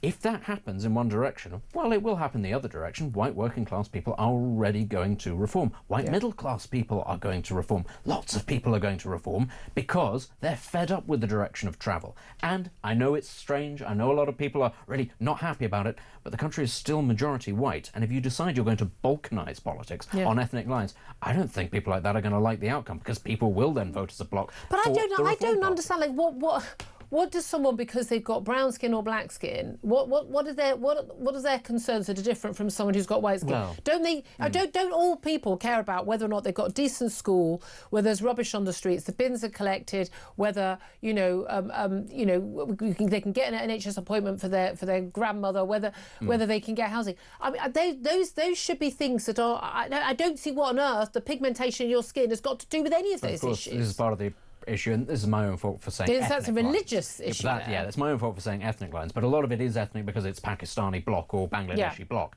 But actually, when you talk to a lot of people from other ethnic groups, especially people who came here in the 60s and 70s, Caribbeans, West Indians, people from East Africa, for instance, they tend to be a lot more socially conservative and more inclined to vote for more right-leaning parties because they've been through the whole thing of, well, look, I came to Britain for a certain set of reasons. It wasn't just economic. A lot of it was because I quite liked the culture, quite liked the idea of being part of this society. Safe, free. I came, I integrated, I worked, I paid my taxes, and now I'm told I should vote a certain way because of this rather than who I am. There's a large degree of irritation, I think, amongst those people. A lot of those people will vote reform, as right now a lot of them have voted Conservative. Well, it's like the percentage of people who've ethnic minorities who voted for Brexit. But when it comes to certainly Islamism in the north of England, and we should stop pretending that it is not a mainstream ideology now in certain parts of England, they will vote in the East End of London. to what exactly they will vote according to, as you say, what the local community leader says, and that of course often means self-appointed, the imams, and again often in mosques where they host some very, very extreme people.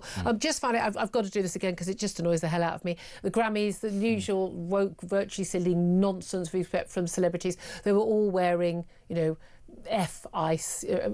F-U-C-K about ICE, the immigration and customs agents who were basically going around, according to, mandated by government, mandated by the American people in the election only a year ago, that they would go around and deport people who entered the country illegally and then committed crimes. That's literally what they're doing. Didn't used to be controversial, that, to anyone, but of course it is to a bunch of celebs who live behind lovely, lovely big gates and fences in their beautiful multi-million-pound homes.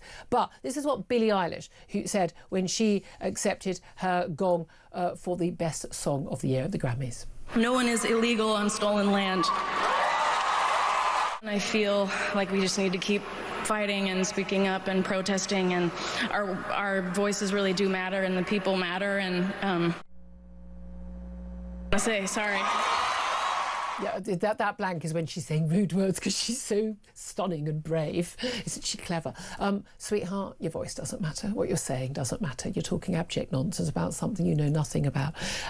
Again, this whole idea of America is stolen land because the Native Americans were there first. I mean, someone was somewhere everywhere. I mean, it's genuine, utter nonsense. By the way, life was perfect before the Westerns arrived. Absolutely. But no, in no way were Native Americans, tribes killing each other on. No, it was all perfect. This patronising attitude towards anyone who's not white-skinned, I mean, it's utter nonsense. But also, no one's illegal. Yeah, no, you are. No, if you enter a country you don't live in without a visa that's legal, you're illegal. I mean, but maybe she feels the same way about her own home. No one's illegal. The land your Malibu beachfront home is on is stolen land, sweetheart. So if I choose to just wander in, I just break into America and I choose to just wander into your home, I'm not illegal. Can you put the coffee on because I'm on my way? I'm very unapologetic about this. I'm not even American. I believe that the colonisation of the Americas by Europeans was probably one of, if not the top 3 great civilizational acts in history. Because I'm sorry, if you take a cursory look at how these people behave to each other, as you say, stolen land. Native Americans were going around slaughtering each other for the land anyway. And did we all forget about what the Spanish found in Central America and Latin America? What the pyramids were being used for there? Come on. Like, these people were savages, and it was a massive net benefit that, whatever you want to say about Christianity or anything like that, that was a hell of a lot better than what they had going on before there. It was a great civilizing mission, and if that's not going to sacrifice our children. As a basic sort of, or sacrifice other people's, specifically going to capture other people, or flaying your father-in-law or something like that, because the sun god demands it. Like, come on. Just saying, I know, exactly. Billie Eilish, you're an idiot. Carry on. 11:27 is the time. We're going to take a quick break. Then we're going to take your calls. Lots of top guests coming up and lots more to talk about. This is Talk.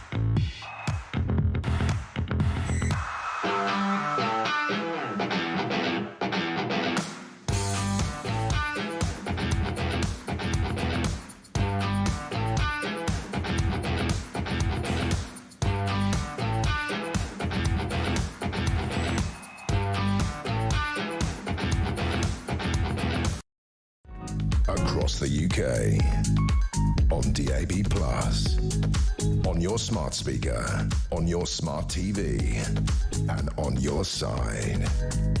This is Talk.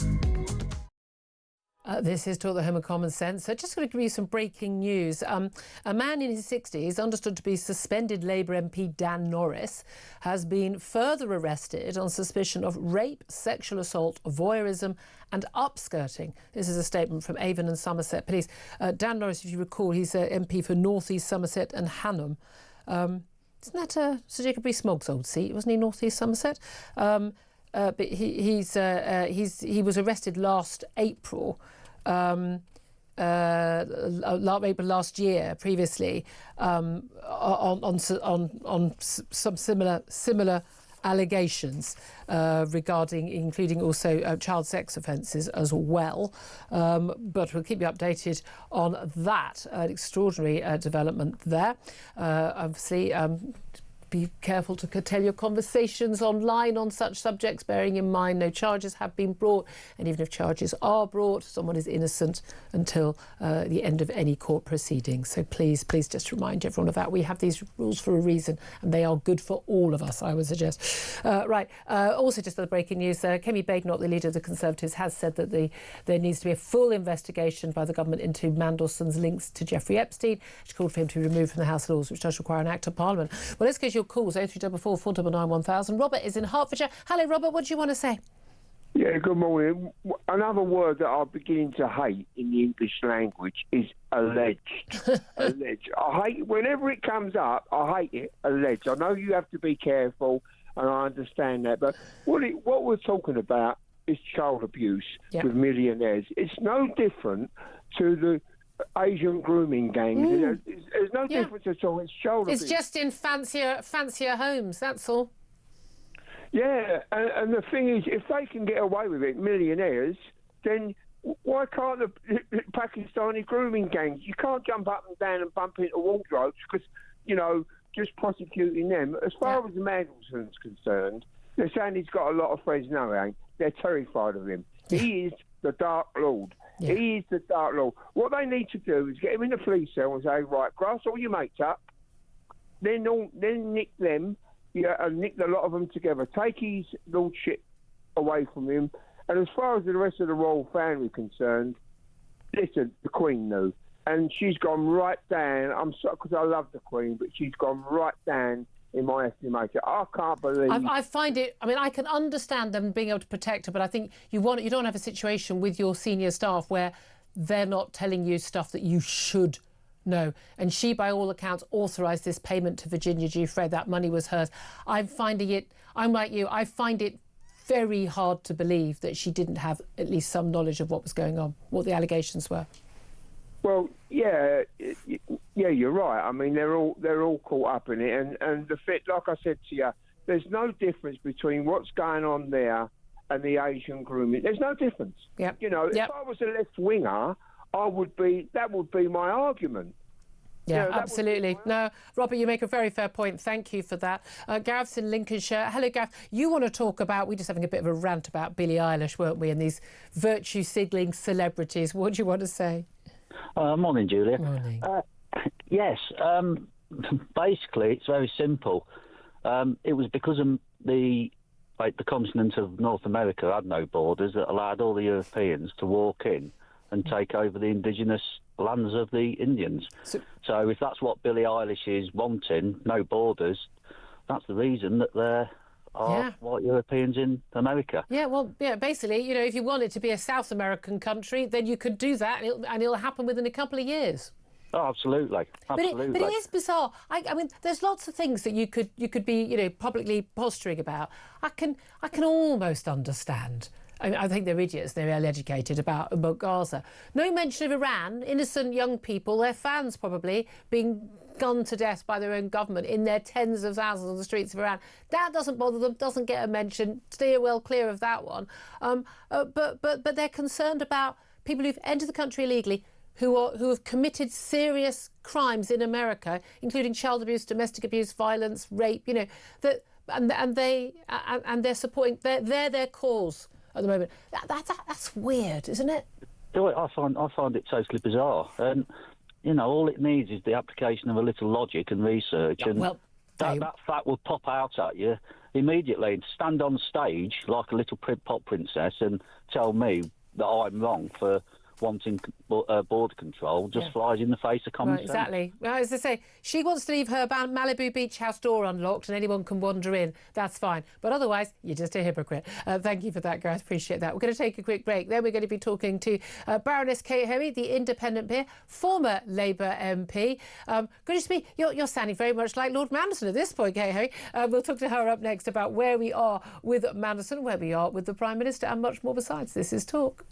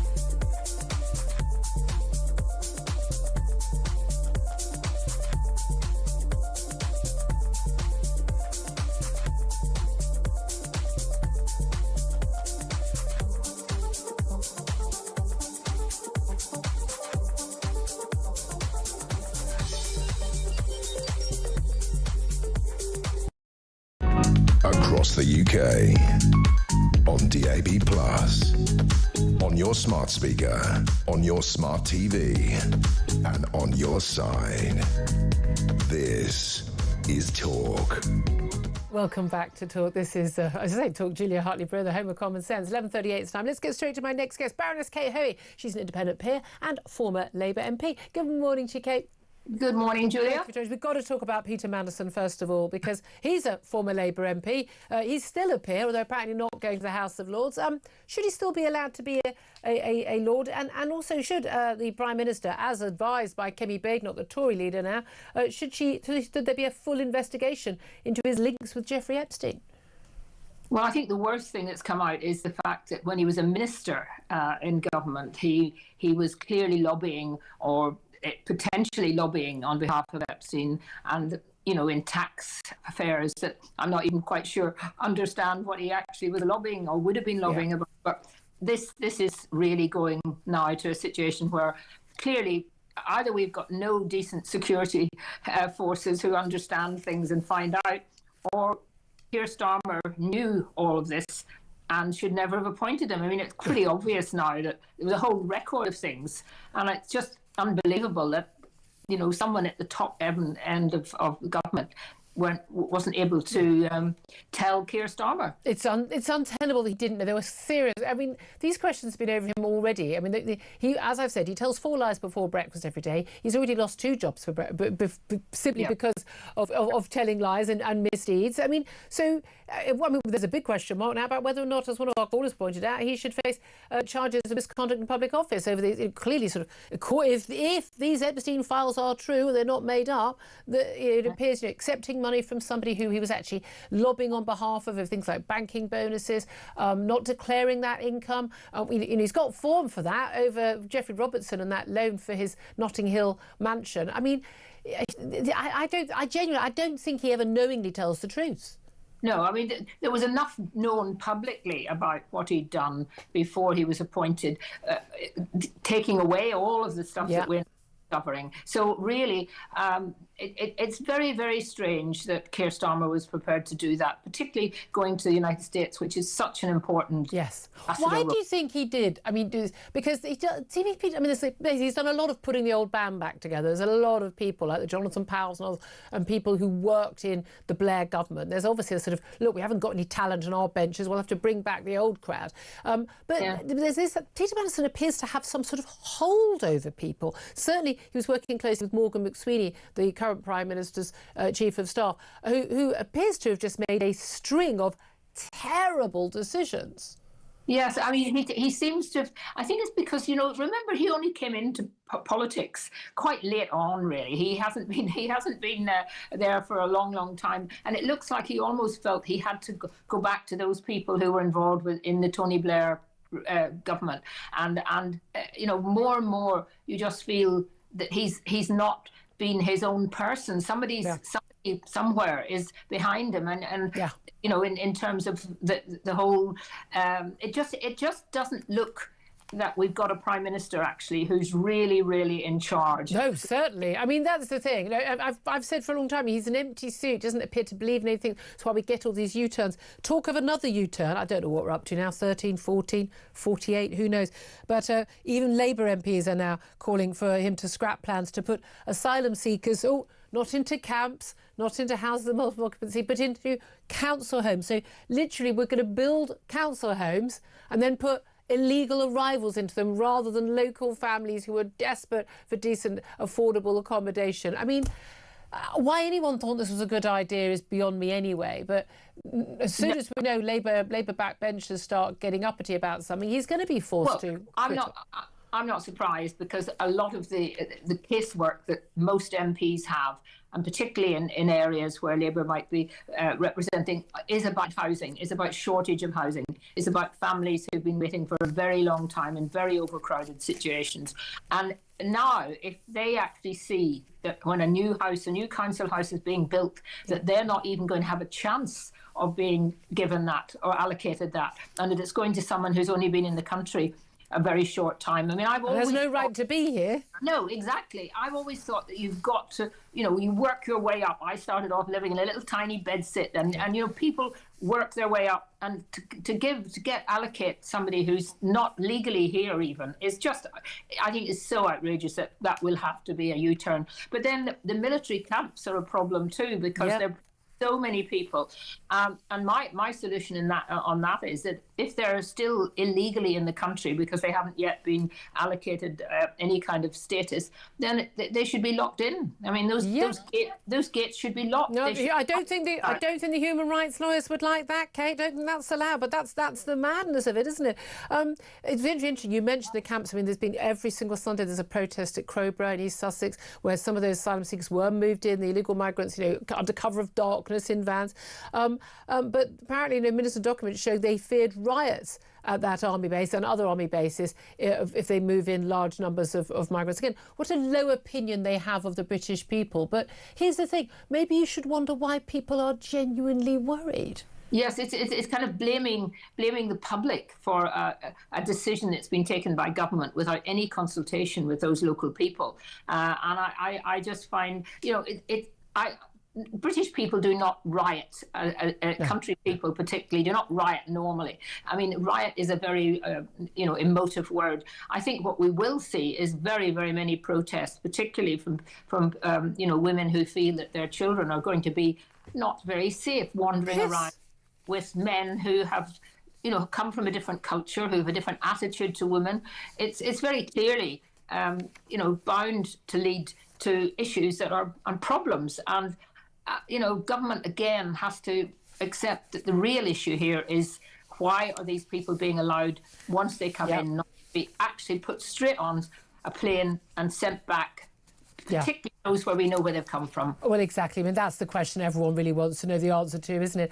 I mean, we must talk about some of these candidates that are, the council elections and the like. We've got a candidate, a Labour candidate, who says that Muslims shouldn't be friends with Jews. We've got a Labour MP, by the way, who is sitting in a council flat in Tower Hamlets. We've got the Gorton and Denton by-election, which is basically going to to be a sort of a culture wars battle with the Greens being blatantly going for the Muslim vote. There shouldn't be any such thing as a Muslim vote, a white vote, black. Shouldn't be anything like that in a country where we have the community cohesion we're told we must crave, and Reform are going for a very different vote. I mean, things are going horribly wrong when our country is being divided along those lines, aren't they? Well, we are seeing a much greater division now in constituencies where there's very high proportion of Muslim people living, who seem to not want, many of them, to integrate in any way whatsoever, and they're being led by mullahs and by leaders who are not interested in them becoming what I would call true British citizens. They just want them to be separated out, to still keep to all their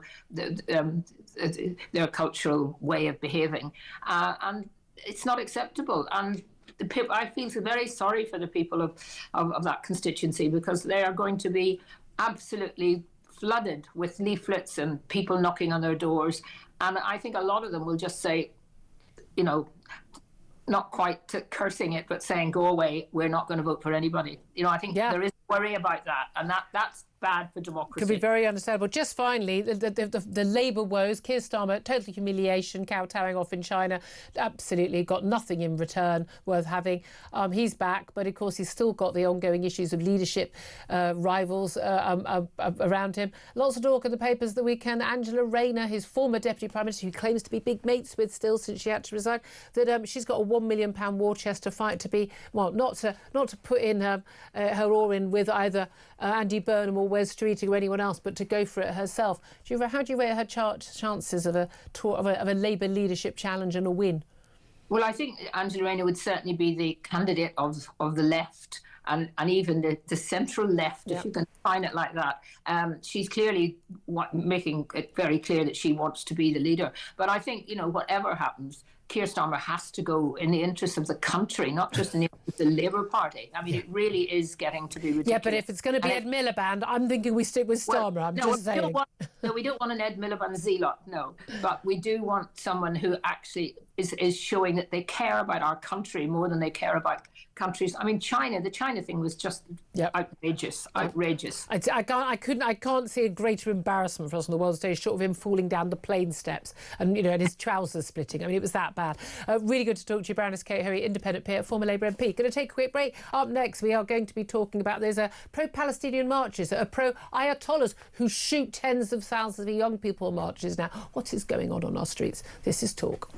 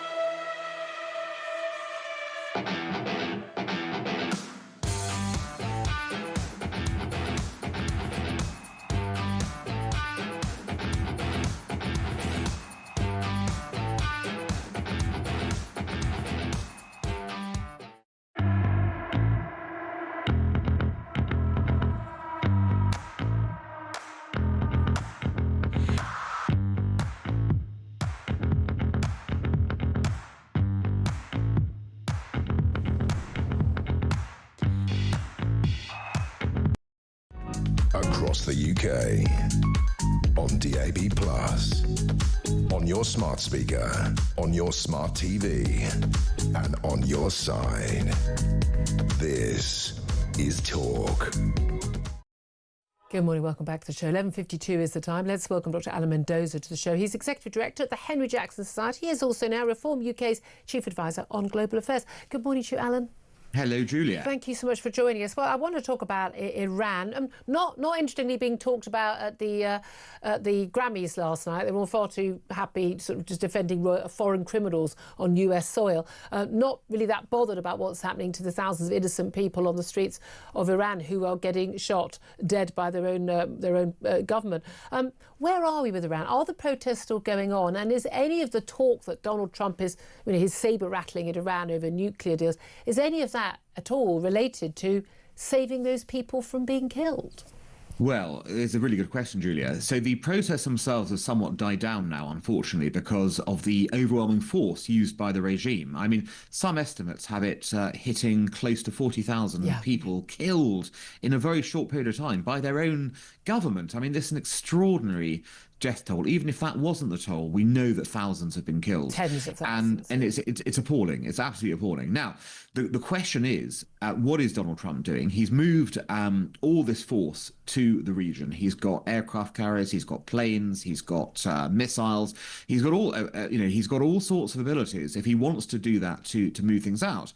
But we've heard rumours that there's going to be some deal worked out now. Well, your guess is as good as mine as to what that deal would look like. If it isn't an absolute, number one, destruction of the nuclear program, promise never to start it again, and of course we know they lie and cheat, so how does that work in practice? If that's not on the table, if number two, they don't promise to stop killing their people, which they will do because that's what they've done so far, I'm struggling to understand what deal there will be. Well, again, but you can't remember. I mean, again, the failings, a brilliant deal that he did over Gaza and got the hostages back. All credit to Donald Trump for that. But the failings of a lot of these deals, like Hamas still in charge, wanting to be the police force for Gaza, not quite what the deal was, and these things sort of slipping away. But this is it. We've got a lot of sabre rattling from Donald Trump. My big beautiful armada, and we've got sabre rattling from the Ayatollah and his representatives back. Is there any room for manoeuvre there? I mean, they know in Iran that they have to keep nuclear weapons. But I suppose the thing a lot of us find strange, thought Donald Trump claimed that last year he destroyed Iran's nuclear capability, but clearly he didn't. Well, here's the thing. So he would have destroyed the capability in the sense of having pushed it back from any imminence. Yeah. But Iran would have immediately gone, right, let's start again. And the trouble is you can't unlearn what's been learned. Yeah. So and we think they'd actually removed some uranium, in the days before the bombing of that mountain. Yeah, but we're 6 months on. So here's the point: is 6 months on with a committed regime that wants to develop nuclear weapons. It's going to have pumped a lot into it. So the reality is, until you remove the regime, you're always going to have to do the so-called the mowing the grass theory, which is the grass gets tall, you mow it, with air raids, whatever, and then you've got to come back in and do it again and again and again and again. Because the reality is this regime will not stop. It will keep on trying to develop nuclear weapons until it gets one, or until it gets its way in other ways. So the essential problem is the regime. It's always been the regime. There's a golden opportunity to remove the regime.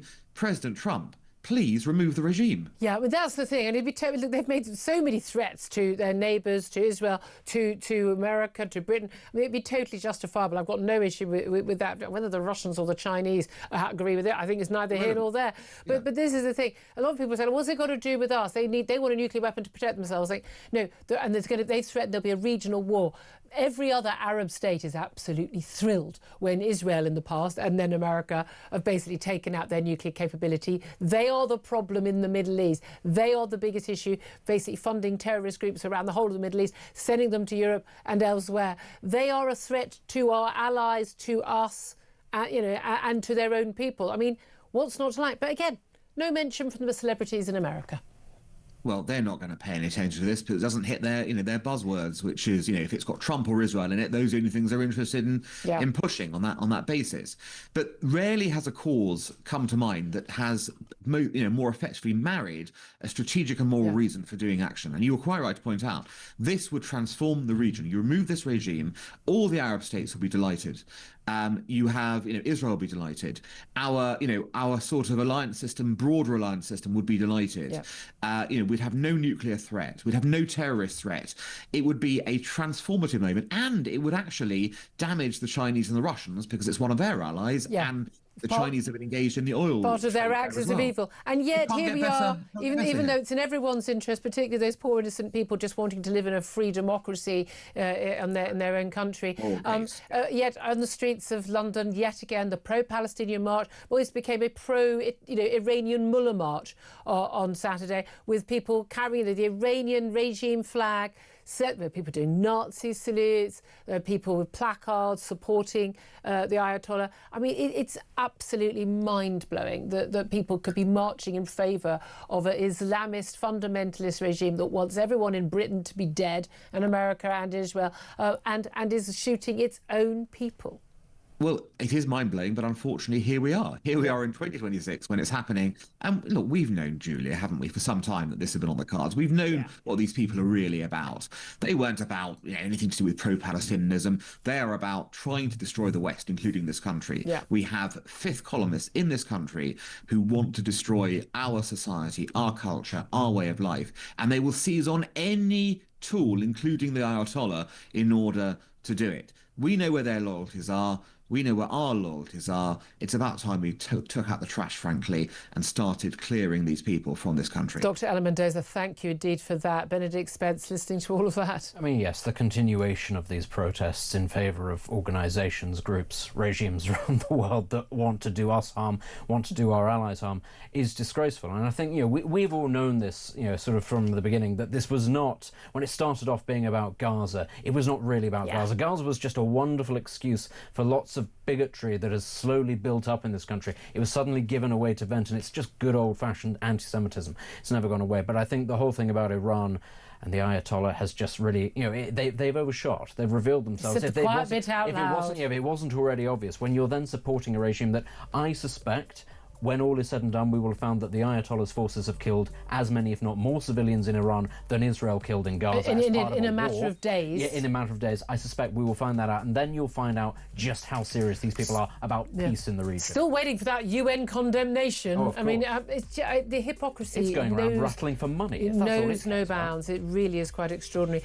We've had a statement from the Labour Party on Lord Manor, so we've also had a statement from Kemi Badenoch as well. I'm going to bring those to you in just a couple of moments after the latest news headlines. We're going to be talking to, former Press Secretary to the Queen, Dickie Arbiter, to find out what he thinks.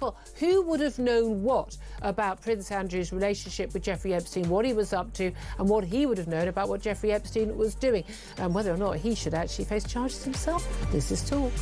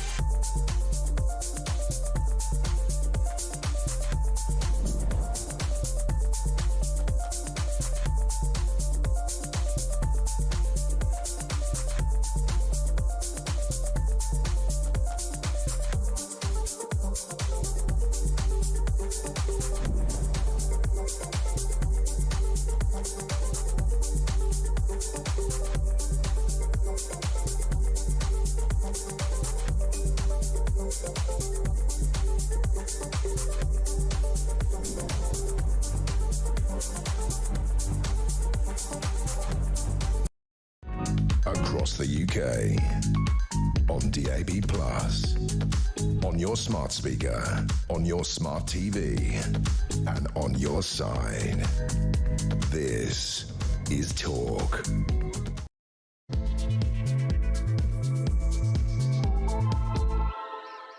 A very, very good afternoon to you. This is Talk, the home of common sense, with me, Julia Hartley-Brewer. It's 2 minutes past midday. Whether you are listening on DAB Plus Radio or your smart speaker, watching on YouTube or on your connection device, thank you so much for joining me. We've been on since 10. If you've missed anything from the show, do take a look at my YouTube page, the Julia Hartley-Brewer Show. The whole show will be on there. Lots of clips, and then you can catch up on anything you've missed. If you hit subscribe, you never have to miss a thing.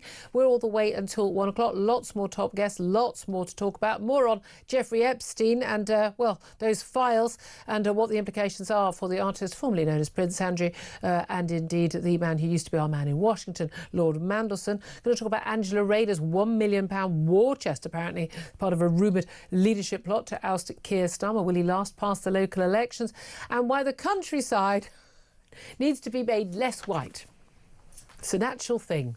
It's an actual thing. We're going to be talking about that. Lots more top guests coming. Benedict Spence still with me as well. I'm including you among the top guests. I want to make that clear. Oh, lovely. Conservative commentator, top guest, and Benedict Spence coming. Good afternoon to you. That was short-lived. Yeah, I mean, I can't be too nice to you for too long. You know, it would make you uncomfortable. Makes everybody uncomfortable. Well, the listeners, it's awful. So let me just read you. Kemi Badenoch, we're talking about Jeffrey Epstein. I mean, where do we even start? There's so much to talk about in terms of the allegations involving the two Brits whose names have most come up. Small point of a whole load of American names, multi-millionaires, politicians, you name it. But the focus has been here on Andrew Mountbatten Windsor and, as he is still, Lord Mandelson. But the Conservative leader, Kemi Badenoch, has said the government should launch a full investigation into Mandelson's links to Jeffrey Epstein. She's called for him to be removed from the House of Lords. This, we understand, involves an Act of Parliament. I'm pretty sure you could do that quite quickly. Yeah. She said the investigation should look into how he ever came to be appointed at all, giving the revelations. And what the allegations appear to show, she says, is corruption in public office. I think that if that is something to be proven to be the case, then all the right steps need to be taken. There was not proper vetting of his appointment as the UK ambassador to the USA. This massively links to, frankly, you know, poor judgment in number 10 by Keir Starmer, ultimately.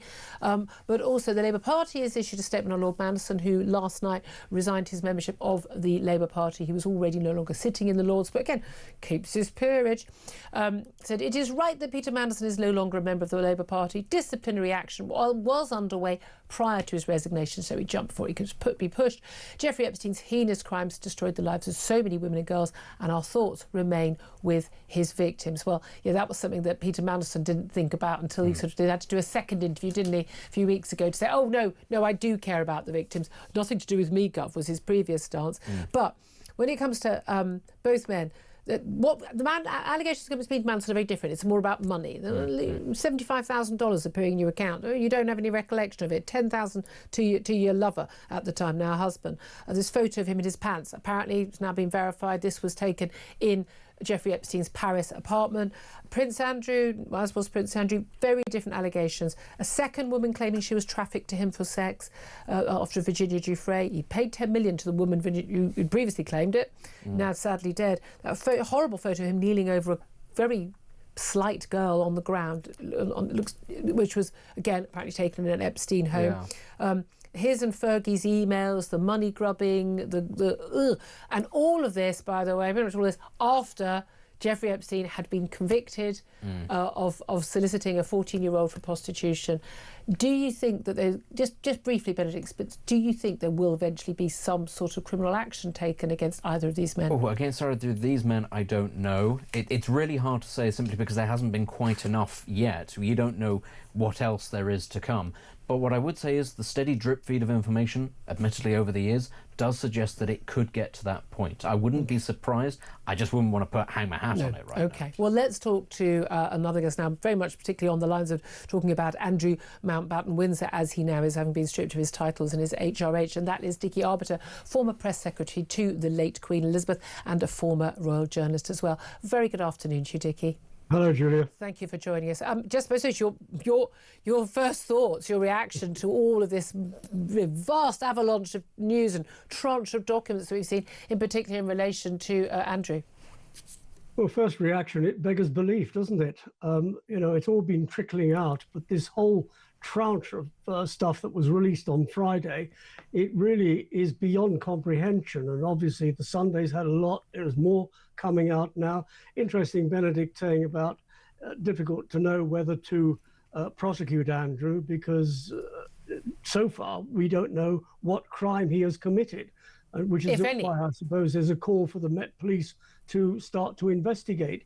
But it does make one wonder how much more is to come out, how much more can come out. There's 2.5 million documents still being withheld for some unknown reason that only the Justice Department in the States know. And they're not going to tell us, are they? No. But what else will come out? I suppose you guys are going to be sifting forever and a day. Well, it does seem, drip, drip, drip, more and more coming out about both men. Because a lot of people making the point, hold on a minute, what about stuff about Donald Trump? What about stuff about allegations of Bill Gates or Elon Musk? I mean, again, all these men are saying, Richard Branson's in the files. All these men, by the way, are all saying, hey, I'm cleared. You've forgotten Bill Clinton. Bill Clinton, of course, they're all saying, like, no, I'm exonerated by this. There's nothing in there. Look, I haven't read every single document. Of course I haven't. I don't think anyone has. There's more to come out. There is just this whole stench of this idea that, like, even if someone did nothing ostensibly wrong or certainly any crime, that you were still hanging around with a guy and having contact with a guy who there was a lot of dirty smell about. And after his conviction in the mid-2000s for soliciting a 40-year-old girl for sex, a clear criminal record. Now, we know that Andrew got into a whole load of mess when he did that Newsnight interview 6 years ago now, where he was talked himself into thinking that he was so clever, he was going to basically put everything to rest, whereas actually he just opened a can of worms. There were so many things that he said that were proven to be questionable at best and clearly untrue at worst. He ended up paying 10 million quid with the Queen's financial help, the late Queen's financial help, to Virginia Giuffre, a woman he claims he certainly didn't have sex with and indeed had never even met. A second woman saying that she was trafficked for sex to him. Again, he will be denying these allegations. He's already lost his HOH. He's lost the Prince title. He's lost his big fancy home. He's out in the cold. He can't go to Christmas lunch with the family. King Charles and Prince William have made it really clear, mate, you're on your own. Was that the right thing for Charles to have done? Should it have happened sooner under the late Queen? Well, there are a lot of arguments about that. What you've got to look at, yes, the late Queen was head of state and she always put duty first. But at the end of the day, she was also sort of trying to get the right and right the wrong with her son. And that's the key to it. He was her favourite. Sorry? He was her favourite. Could he do no wrong in her eyes? Well, as far as all the children were concerned, they couldn't do any wrong. Andrew has always been labelled the favourite. He was the firstborn in the second family, where the Queen was able to spend more time with him and Edward than she was able to do with Charles and Anne all those years ago. But yeah, I suppose at the end of the day, he was a bit of a favourite, but she was also dealing with her son. Yeah. And she was of an age where she didn't want hassle. She had mobility issues. She wasn't in the peak of health. And she left a bit of a ticking time bomb for her son and heir. So you ask, did Charles do the right thing? Yes, he did do the right thing. Should he have done it sooner? Well, there are all sorts of legal implications and complications that probably prevented him from doing it. But he did do it last October. And now the MOD also finally stripped him of his vice admiralship. So what he is, he's gone back to his substantive rank. And all he is now is Commander Andrew Mountbatten Windsor, retired, Royal Navy retired. Yeah, I mean, again, give all credit to him. And, Prince Harry, we can slag them off. They did actually serve their country in the military, and all credit to them for that. But again, Andrew had a lot of other jobs, like UK trade envoy, lots of question marks about what he was, whether he was doing a lot of this actually for his own personal gain and his friends' gains, and then multimillionaires and he never met a dodgy billionaire he didn't like. Same, I would say, for Peter Mandelson as well. But a little bit earlier, we spoke to Di Davies, used to be head of Royal Protection, and he said there need to be investigations, of his trade envoy role, of the security services, what they knew. The vetting that went on certainly went on. The palace, what did they know? But also, what did his Royal Protection Squad know? Because you will know how things go up the list. He was saying basically, I would have gone to a senior figure. It would have gone to the then Queen's private secretary, principal private secretary. This would have gone up the line. But we know Andrew had royal protection officers when he was travelling to go and stay in the home of Epstein once he was already convicted of these horrific crimes. He'd already pleaded guilty, well, no contest, effectively, to soliciting a 14-year-old girl for prostitution. And we're told by Andrew he wanted to cut off his relationship, but he was a good friend, so he did it in person. I mean, absolute nonsense.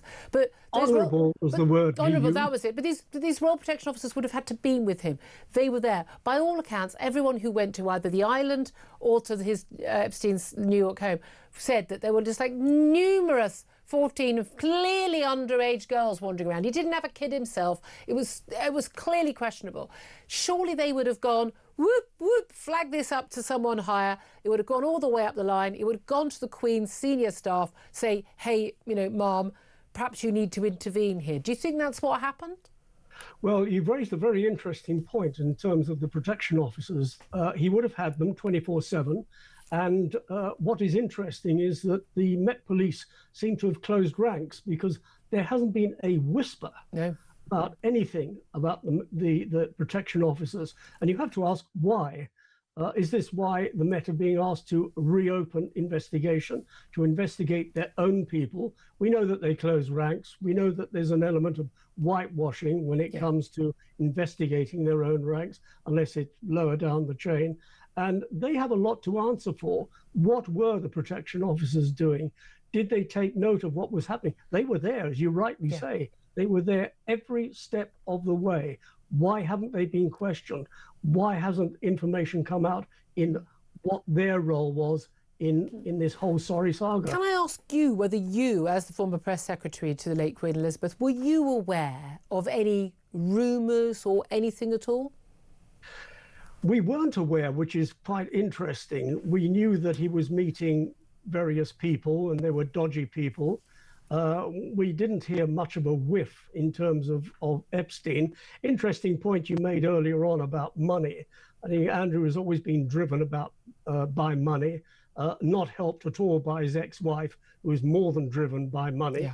I mean, she goes through it like water drips from a leaking cup. So, no, it's interesting that we didn't know much that was going on. We knew he was trade ambassador. We knew he sort of slung his golf clubs in the boot of the aircraft so that he could play golf while working, mixing business with pleasure. I mean, don't lots of people do that, tag on a couple of days at the but end. the taxpayers not paying for it, are they? Yeah. That's the key thing. But actually, do you think a lot of this is just about money? I look certainly with Peter Mandelson. I mean, I'm sorry, I know your area of expertise isn't necessarily that side of the political side of it. But I mean, every time he's been, he's had to resign, it's always basically been involving him with some, very rich men who clearly can help him. I mean, a man who doesn't recollect having $75,000 being put into his bank account over a period of months. I think most of us would notice that.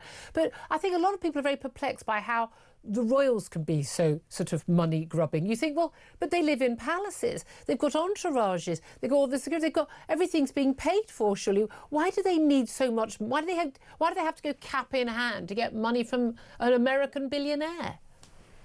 Well, you're talking about one person. You're not talking about the whole royal family, because they don't do that. They get money, yes, from donors for their charities, for the charitable work that they do, and it goes. King Charles gets them when he was a prince in a carrier bag. A little bit questionable. Well, it goes off in the right direction. But when we talk about money, Fergie was always broke. Fergie and Andrew were living together, and he wasn't unaware of what was going on. And yes, you've got to ask questions. How was he able to buy a very large chalet in Verbier? Yeah. How was he able to... Sold for 10 million in the end, wasn't it? Something like that, yes. And how was he able to pay off Virginia Giuffre? There are all sorts of questions. There's no reason for him to have that money. He wasn't paid for that role as trade envoy, anything like that. He certainly did. He had his military pension. His stipend from the Queen didn't account for that money, and yet there's just all this money sloshing about. All of it is washing about. Yes, well, I mean, all he got is his Royal Navy pension, is 20,000 quid. That doesn't go very far. That doesn't buy you a chalet in Verbier. It doesn't. But no, I mean, the whole thing was money driven, bound to be money driven. And in Andrew's case, money and sex. as we're beginning to discover. Where it all ends remains to be seen. Should both Andrew and indeed Peter Mandelson, should they be forced to go, well, should they be encouraged, shall we say? We can't legally force them, and we don't want a situation where Britons would be forced to this, but should they give evidence to Congress or answer questions from the FBI? We know that the FBI have been trying to question Andrew for years. It's another interesting point you raise. You see, the thing is that Andrew is a foreign national, so if he is questioned, he can't plead the Fifth because he's not American. Good point. And if he answers every question, which he's perfectly entitled to do, with a no comment, that already puts not just one big question mark, but a whole battalion of question marks over him. So, and he's not very good at thinking on his feet, as we've seen that in Newsnight interview. So it would be a disaster if he did. If you remember, if you cast your mind back, he did say at one stage that he would be prepared to stand up and defend himself, but he was talked out of that because American lawyers would rip into him and he wouldn't survive. So asking him to give evidence, very difficult one. He can't think on his feet. He can't think, period. But he can't think on his feet. Or sweat, apparently. It would be an even bigger disaster than Newsnight. Wow, that'd be worth watching. And given we're still talking about that Newsnight, it's 6 years on. I asked you if you were aware. You say you were not aware. You know, other people, but if you had been made aware, if something had come up the line from the Royal Protection Officers through the ranks, and you were told, look, you know, the Queen's son is going off and staying with this guy who, we're pretty sure, you know, he's been convicted of this paedophile crime. He's definitely dodgy. There's definitely a lot of 14, 15-year-old girls. What would you have done? Who would you have told?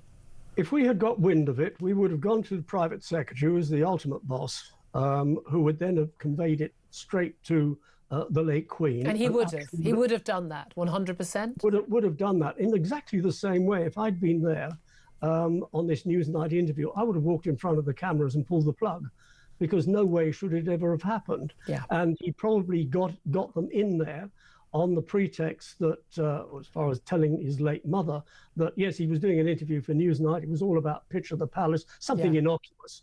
He certainly wouldn't have told her that it's all about his dealings with Jeffrey Epstein, because even she, at that age, alarm bells would have sounded, and she would have gone down to her private secretary and said, deal with this. Make it not happen. Fascinating. Always so good to talk to you. Thank you so much, Dickie Arbiter, former press secretary to the late Queen Elizabeth.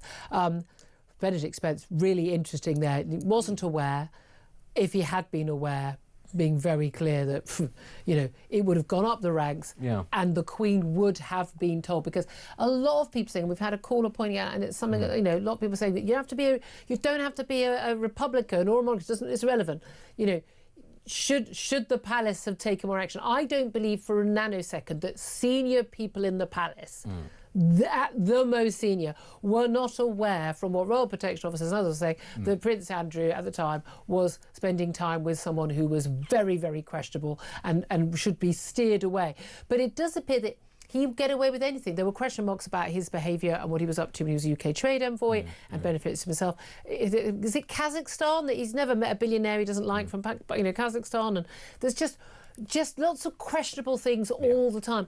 But whether we just had a very indulgent mother that, you know, the Queen just literally, she just adored him and he could do no wrong. We don't know what happened. But I don't believe for a moment that there weren't senior people who had a clue of what the hell was going on. Almost certainly. Even if she didn't know all the details, there were people around her. There were people around her in her employ who did know the details and either kept them from her for specific reasons or felt she didn't need to know or whatever. But either way, at the very top of the circus, so to speak, there were people that knew what was going on. Otherwise, a lot of the steps that were taken subsequently wouldn't have been taken. Yeah. And this, I think, is not an unfair thing to say. You're a Republican, I'm a monarchist. This is a failing of our system. If you actually have somebody who is prepared to turn a blind eye for personal reasons, because it's a member of the family, and by definition everybody involved is going to be a member of the family, that's a problem. But I'm a Republican who, I mean, again, I know, look, you don't like that, but I am always very straight about my views. I don't give views that just because I think they're popular. I know it's an unpopular view, but I've always had huge admiration for the late Queen.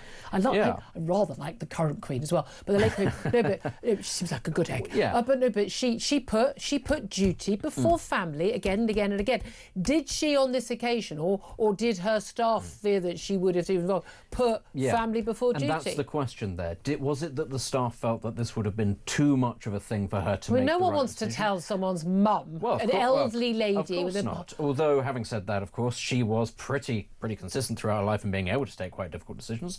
But this is perhaps something, therefore, we need to know. Like, how much was withheld from her because senior officials felt she wouldn't be able to make the right decision?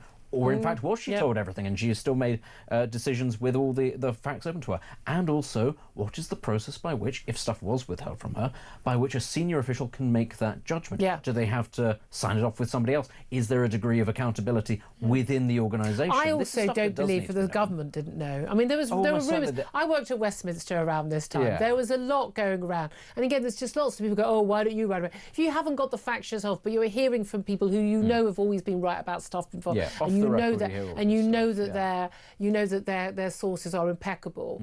That there was stuff going around. There were question marks. Lots of stuff did make it into the papers, but it's done in a kind of can't be legally done for it sort of way. But this is the thing, and again, it's the same about the sort of, we may not have all heard of Jeffrey Epstein back in 20 odd years ago, but the American public absolutely knew who he was. He was honestly, people would have known who he was, and when Prince Andrew was visiting him, people would have known that was happening. With the sheer number of allegations against Jeffrey Epstein for all sorts of things beyond simply the sexual abuse allegations and convictions, it is simply inconceivable that our security services would not have known every single detail. And if they know every single detail, then they know how that impacts the royal family. And then we're also getting into Peter Mandelson and how the hell did Number 10 appoint Peter Mandelson as our trade envoy, as our ambassador to the United States, given his past, and again his close business dealings with China, his history of dishonesty. He lost 2 jobs twice. He lost 2 jobs for lying, and not just lying to the public. Lying. I mean, the first allegation was about getting a loan for his house, lying probably to his mortgage company. I mean, that was the allegation at the time. But certainly lying to the Prime Minister who appointed him both times, and that was Tony Blair and then Gordon Brown. As I said, he lies 4 times before breakfast. It's what he does. Everyone thinks he's so clever. If he's so clever, why does he keep getting caught? I was going to say, actually, how many Labour premises have there been again? Because there's a good chance that Peter Mandelson has lied to all of them. I was going to say, he's either related to them or lied to them. No, but this is the thing. I mean, I'm sorry. That's quite an achievement. I mean, he didn't speak to me for years and years and years, and then he came on our election night show. But I think because he was just in the building doing other stations, and he probably didn't even know it was me. But he absolutely hates me. And it's like, it's mutual, mate. It's mutual. But you can sort of admire the chutzpah on one level, but. If you're hanging out with them, and this defence he gave in an interview recently, but I'm gay, I wouldn't have known about this. Sorry, but you played. So he used to he would literally, there would be, letters sent to editors and broadcasters, don't mention he's gay because it's his personal business. Absolutely, it's not. I couldn't care less. I don't care. Yeah. But he chose to play the gay card as. But obviously, I wasn't involved with 14 and 15-year-old girls being abused because I'm a gay man. Yeah. And it's like, but if you hung out with someone who did do that, I'm sorry, that makes you just as culpable because you could have. I mean, why were you not there videoing and getting evidence so this guy could be stopped? Yeah, you're immoral. He's immoral. That's it. He says he didn't see anything. I think that's when you're into really desperate territory. It's when you know that your cleverness is really, really running out. If actually you're playing that I'm gay, you can't possibly criticise me card, because then it's kind of like, well, we have well and truly scraped the barrel now, and you are on the rungs. Absolutely. 12:25 is the time. I'd love to hear your thoughts on all of that. Bearing in mind, you have had a statement from Labour Party saying that it's right that Peter Mandelson is no longer a member of the Labour Party. Disciplinary action was underway prior to his resignation, so he was allowed to go before he was pushed. And obviously their thoughts remain with the victims of Jeffrey Epstein. Kemi Badenoch said there needs to be a proper investigation. Do you think there will be one? Love to hear your thoughts. 0344 499 1000. This is Talk.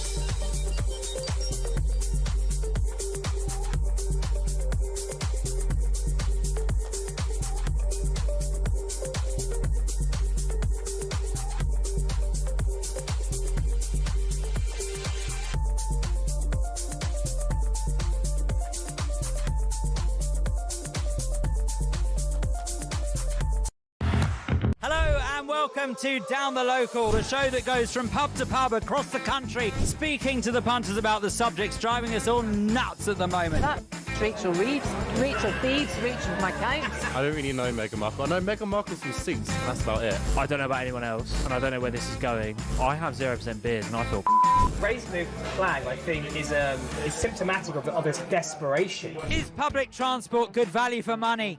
No, it isn't. You really don't like speaking to people.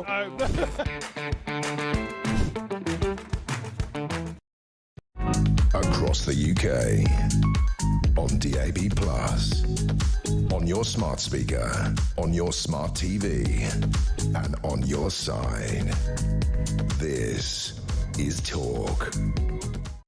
This is Talk, the home of common sense. 12:29 is the time. I'm going to get your calls. Just Benedict Spence has just worked something out in the break, though, about Peter Mandelson and his hold on Labour Prime Ministers. And what's the stat you just worked Peter out? Mandelson has been hired by and subsequently gotten rid of by 3 Labour Prime Ministers.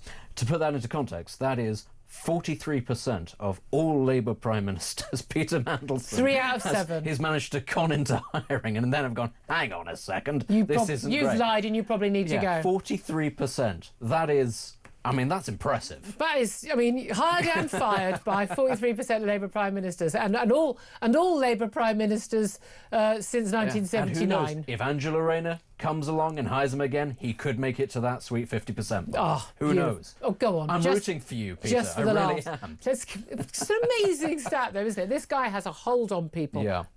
Makes you wonder, doesn't it? Anyway, let's go to the calls. 0344 499 1000. Not surprising, all on Epstein right now. Carl is in Liverpool. Good afternoon to you, Carl.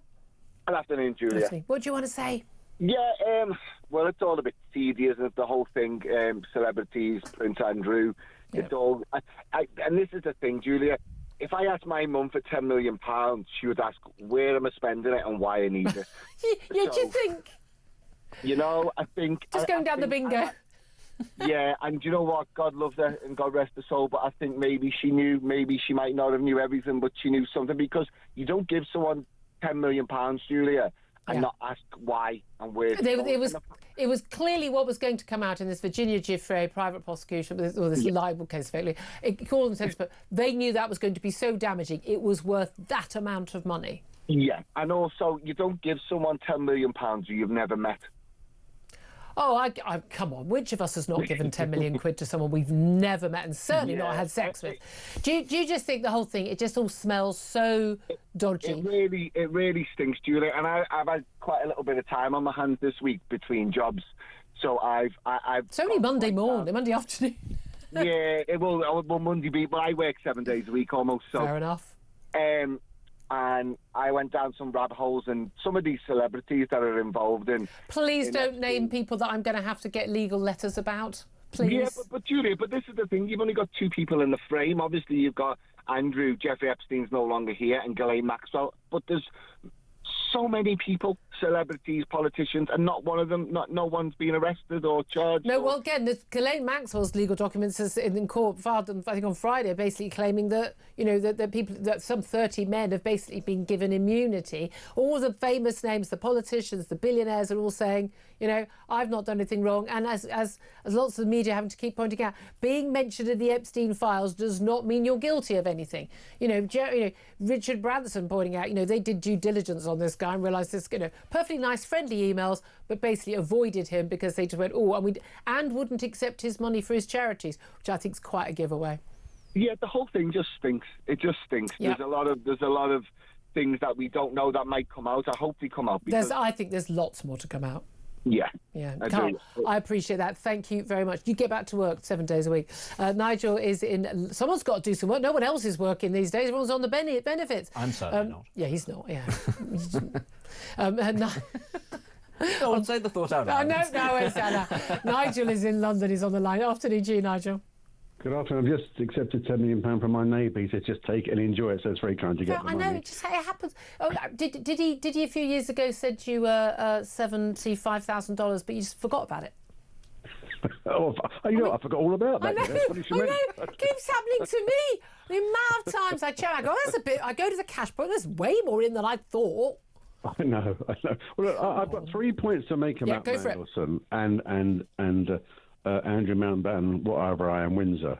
And these are 3 really important points. The first point is the US government has released all these documents, which, if it was the UK government, they would never release them. That's really important. The US will release everything. The UK will release nothing. It's not in the public interest, all that nonsense. That's the first point. The second point is there is no appetite for the police to, I think, launch an investigation into Mandelson and or Andrew, because the ramifications and the big poo ball that would roll down the hill would be explosive. It's not going to happen. It's going to quietly go away, isn't it? Of course. And the third point is the person who's got the keys to the safe is in prison. And it makes me wonder, why did she go to prison without doing a deal with the Department of Justice to give everything they wanted? She'd be walking the streets and she'd be a free woman. I think we all thought she was going to, that little black book. You know my theory, because I don't believe for a nanosecond that Jeffrey Epstein committed suicide, because he's got away with it all his life. Why would you think he wouldn't beat this rap, given the people he knew and the hold he had on people? I do not accept that men like that ever give up. I don't accept it. I'm wondering whether she is genuinely worried for her own life, and she's keeping stum because she'd rather be in prison and alive. I'm not a conspiracy theorist, as you'll know, as a regular, but I think everyone's up to their necks in it here. No, I think you're right. But you know something, and the point you made about Epstein, I don't believe he took his own life in jail. Absolutely not. And I think that clearly, if someone wanted to get to Ghislaine Maxwell in a jail, it's not going to be difficult. But I really, I think we have to thank the US government, Department of Justice, for releasing all of these documents. Kind of got dragged out of them. Trump promised to do it, and it's taken more than a year. It has, but you know it's coming, and it's going to be the forever bearing fruit tree. Oh, it certainly is. I don't think we've seen half of it yet. And it is fascinating how everything's been so focused, and not just here, but in America as well, on both Andrew and indeed Mandelson, when, of course, there's so much more that we know in terms of documents and of other very well-known men. But again, I do need to stress that being mentioned in the Epstein files doesn't mean you've actually committed any wrongdoing. Basically, anyone and everyone was in contact with this guy. Because, you know, why? Well, because he made damn sure that was how he worked. 12:35 is the time. Let's go to a quick break, and then we're going to be talking about, Keir Starmer coming back from his total humiliation in China. Is he facing humiliation in that by-election? And what's going to happen afterwards? This is Talk.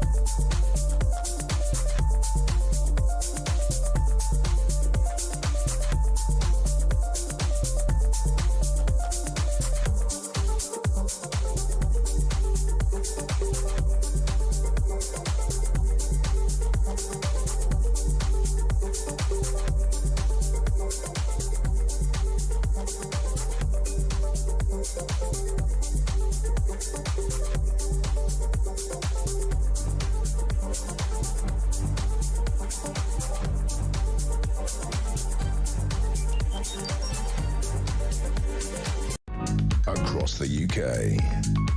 On DAB+, on your smart speaker, on your smart TV, and on your side. This is Talk. Good afternoon, welcome back to the show. 12:38 is the time. I'm Julia Hartley-Brewer. Benedict Spence is still with me. Benedict, before we go to our next guest, how do you think the Prime Minister did on his trip to China? Do you think we got lots out of it, and do you think we've really polished our image on the world stage? He did tremendously well. Comrade Leader Starmer went there and boldly set out his vision for the future of socialism across the world, and the Chinese were very receptive of him because they respect him as a great leader of socialist workers. And pig iron production is up 8,000% this year. Now we're going to play the anthem, and we're all going to stand and salute, and you know, I'm doing my best here, but no, come on, it wasn't even particularly good for PR purposes. He went. There's a couple of photographs of him looking very short next to a lot of Chinese soldiers who found the tallest people very tall. in the country. They went straight to Manchuria and went, which are the tallest amongst you? Who are basically Russians here? They literally do that stuff. Yeah. They do, and we don't see it coming, and he just looks tiny. And there were people who took photographs with him at a restaurant. And that's about it. Well done. I mean, he went to Japan to make it look like he was busy and it was all worldwide. But he got back at the weekend, and now he's faced, well, exactly the same woes he had before he left over this Gorton by-election and talk of a leadership challenge as well. Let's talk about all of this now with Labour councillor and commentator Sebastian Silek. Good afternoon to you, Sebastian. Good afternoon. How are you, Julia? Very well indeed. Always. Well, I'm still like, you know, I'm delighted that January's finally over, as the Prime Minister no doubt is as well. But February's looking pretty grim too. It's still looking pretty grim for the Prime Minister. I mean, look, this was a disastrous PR-wise trip to China. He got pretty much nothing in return. Most of the investment he was talking about was British firms investing in China, for goodness sake. And he's come back, and the problems are just as bad as they were before he went away. Yeah, look, I think calling that trip a humiliation, as you did before the break, going a little bit far, if I'm completely honest. We got a deal on whiskey, we got a deal on sanctions, we got a deal on visas, we got AstraZeneca investing into China. Pretty good for a day. Was that worth giving away the embassy? Criticise, really. Was that worth giving away the embassy? By the way, those MPs who were sanctioned, they can't go to China anyway because it still wouldn't be safe for them. You could already get China. The people who are going to get visas would have been able to get one. Won't need visas now. Would have been able to got one anyway. I mean, the other stuff. I mean, this is a nonsense. What's a nonsense? Sorry. Which is, I mean, a tariff deal on whiskey. I mean, yes, that's great for those whiskey producers, but the Prime Minister took time. He missed a PMQs. He dashed off to be on the other side of the world for half the week, and that's what he got. He was humiliated. He didn't even get a private tour of the Forbidden City, for God's sake. Look, Julia, I think if you want to criticise this government, there are other avenues I would go down. That was a very successful visit. He's doing exactly what Prime Ministers should be doing, which is going out there and striking deals with other countries. Sadly, it's the opposite of what the previous government did, which was close down our trading relationships with our nearest neighbours. We didn't close. No, we didn't. No, we didn't. We still. Most of our trade is still with the EU. When did we close it down? Less than before Brexit, though, Julia. And that's because everyone's trading less because those countries are so poor now. Sorry, which countries are poor? Oh, well, I mean, Germany was booming. Germany's no longer booming, but that's because they Brexited. Oh no, they're still in the EU. Well, no, Poland is booming, Greece is booming. You're seeing a lot of growth across the EU. I hate to tell you, those are not the key economies of the EU.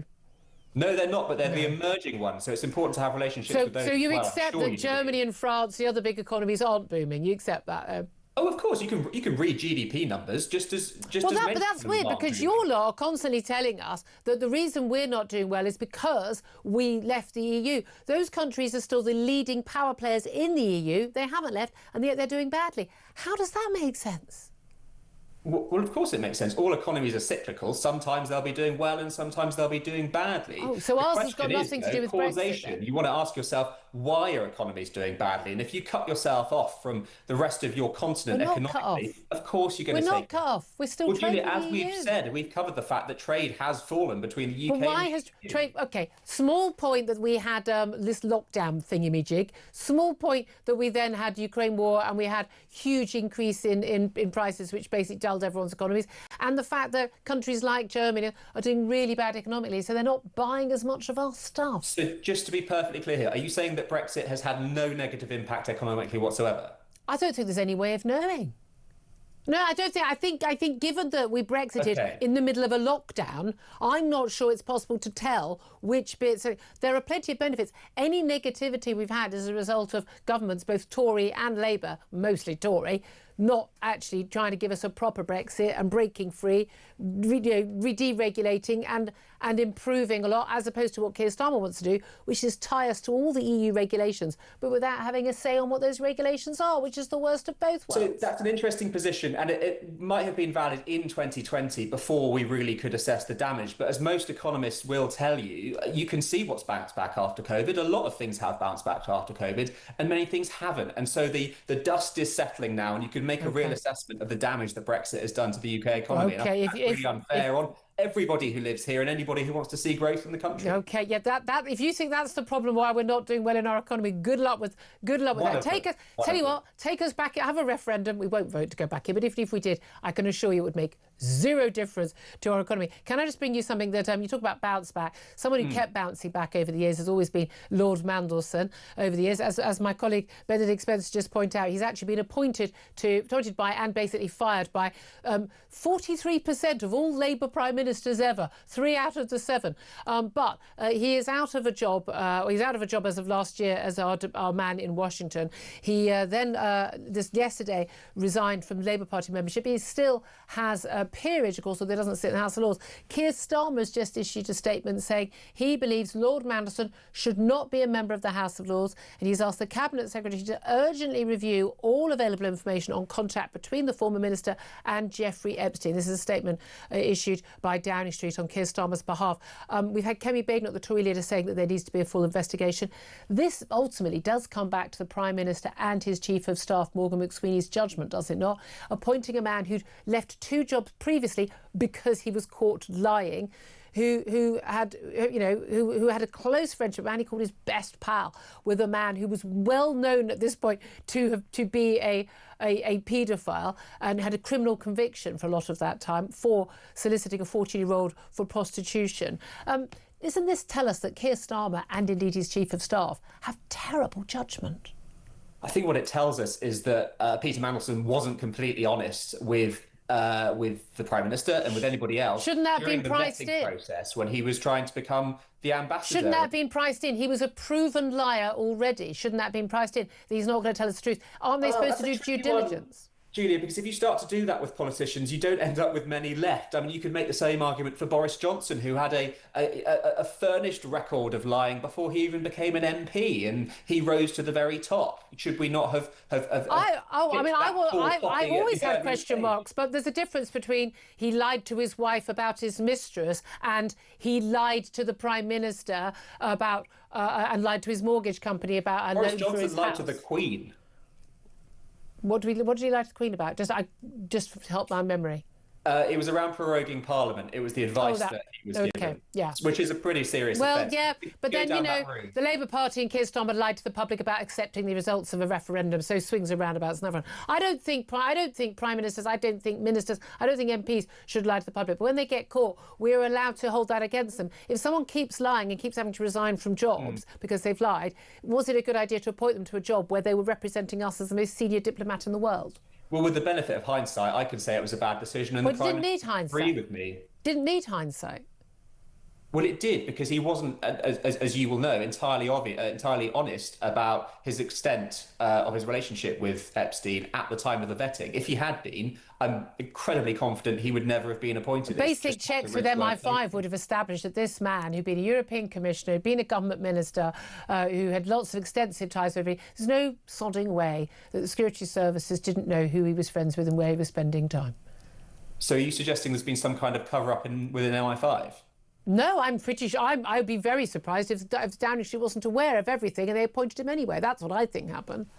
OK, well... Of course, there is no way that someone is appointed to that job without being security vetted. You have to be security vetted to get a pass for the House of Commons, for goodness sake. He was security vetted. There's no way that... I mean, and we've had some question marks about that when he, last year and the year before, about whether or not, how he would have passed that vetting. Yeah, I mean, look, we know as a matter of public record that he has said that he wasn't entirely honest.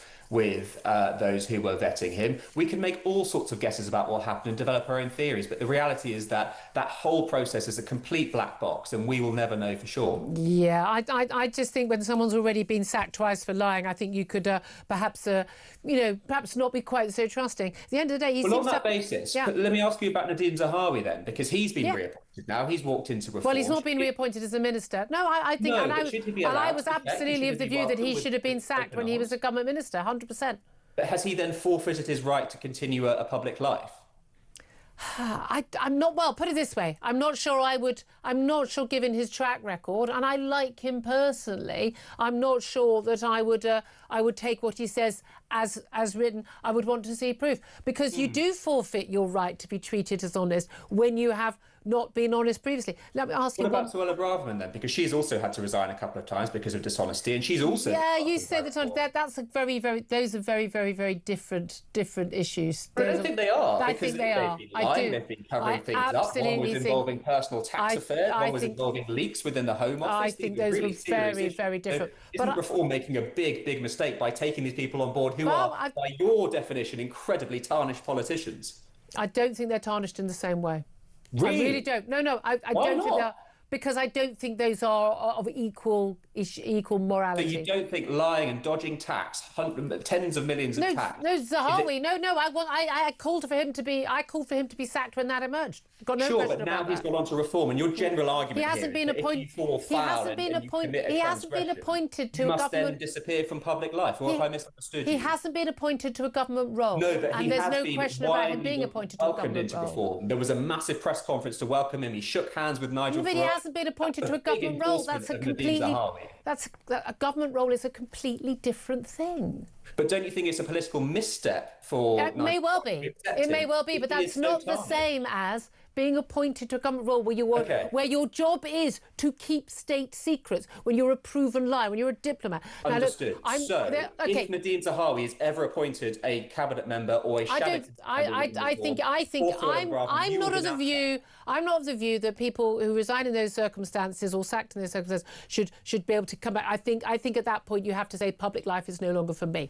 I'm going to have to denounce it then if either of them ever enter the shadow cabinet. Hold me to it. I'm going to have to leave this now, but only because of time. I could keep doing this for another 20 minutes. And there's loads more I want to talk to you about, but I've got another guest waiting on the line. I'm going to have to leave it, but come back again soon. Sebastian Silek, Labour councillor and commentator.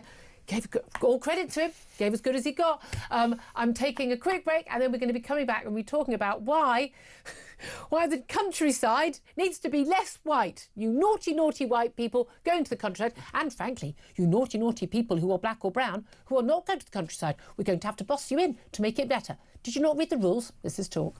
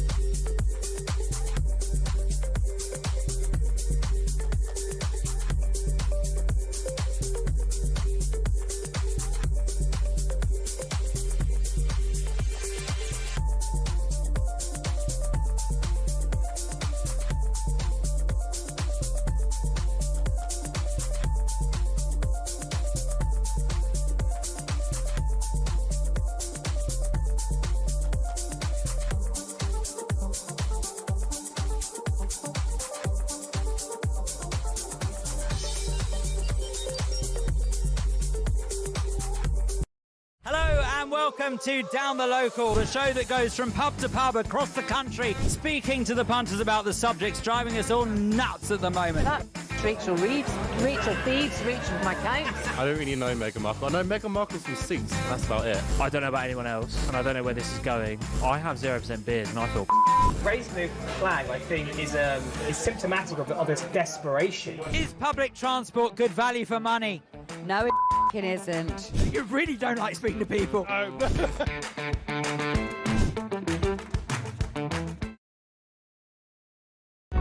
Across the UK, on DAB+, on your smart speaker, on your smart TV, and on your side. This is Talk. Oh, that was quite an exchange there with our Labour councillor Sebastian Selleck. I do think the other cases of other ministers are very, very different orders. Certainly with Suella Braverman, the reason why she lost 2 cabinet jobs. But there we are. Everyone's entitled to their opinion. Right now, let's talk about whether everyone is entitled to go or not to go to the countryside. Some people may choose a lovely weekend or a week's holiday in the countryside, say in the Cotswolds or in the Chilterns. Others may not. Has this got anything to do with people's skin colour? Because apparently, according to those folk who are apparently in charge of rural areas, it does.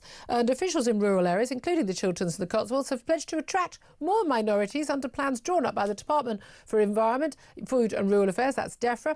This follows their government reports that have claimed that the countryside would become irrelevant in a multicultural society, as it was a white environment principally enjoyed by the white middle class. And National Landscapes, which basically protects areas of outstanding natural beauty, and their local councils have committed to diversity targets to attract more people of colour and indeed specifically more Muslims to certain areas. It's absolutely mad and bonkers, but let's talk about this with Tim Bonner. He's Chief Executive of the Countryside Alliance. Tim, good morning. Oh, sorry, good afternoon to you. Good afternoon. I think this is terrible because we're both white. How dare we both be both white in a country that's 90% white, talking about it. I quite like the countryside, British countryside, absolutely stunning, you know, green rolling hills. Surely there aren't signs up saying no blacks, no Irish, no dogs. Remember those awful signs outside pubs and shops but way back, 70 years ago? Surely there aren't signs telling people of colour you're not welcome here. So why do they need to encourage people to go to the countryside who just happen to have a darker skin colour than you or me? Well, it's getting really silly, isn't it, Julia? And this is on a cycle now. We have these stories, we have these reports every few months.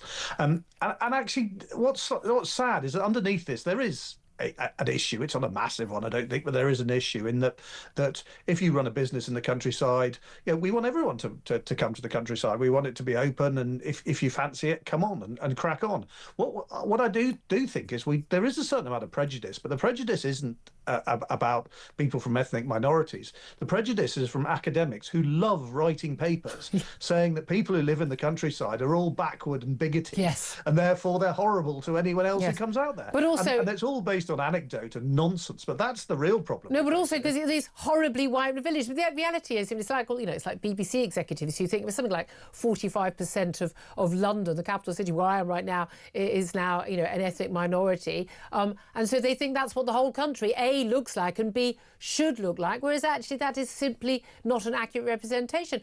But I mean, there are plenty of things that one could do. There are sports that attract more people of particular, not just skin colours, but particularly cultural background. We don't sit and go, well, there aren't enough white people playing in cricket in India. I mean, actually, most of the England cricket team are out there now, but it's really there aren't enough white men playing basketball at the highest level.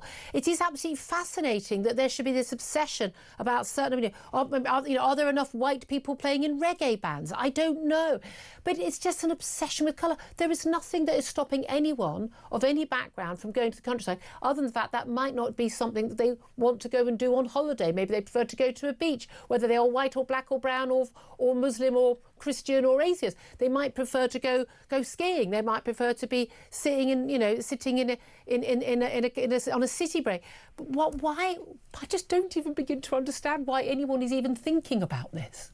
And look, the countryside is very white, but largely we know that's because the pattern of immigration has been that most people from ethnic minorities have gone to cities and towns. Therefore, they're not in the countryside. There are actually, there was a big wave of immigration from Eastern Europe into the countryside, people working on farms. Yeah. You know, if you go to somewhere like Spalding in Lincolnshire, where there's a huge Polish population, and they've been welcomed with open arms, and everyone else will be welcomed as well. But as I say, the reason, if you're worried about this, and I know you're struggling to get your head around it being a problem in the first place, but if you're struggling with this, why people from ethnic minorities aren't coming to the countryside, the fact that academics from Leicester University are telling them that everyone in the countryside is racist and they're going to chase them out with pitchforks is probably part of the reason people don't come. Exactly. I wonder how many academics at Leicester University of different pigmentations. But again, most normal people don't get it. It seems to me only people who are talking about this are people who are racist because they're obsessed with.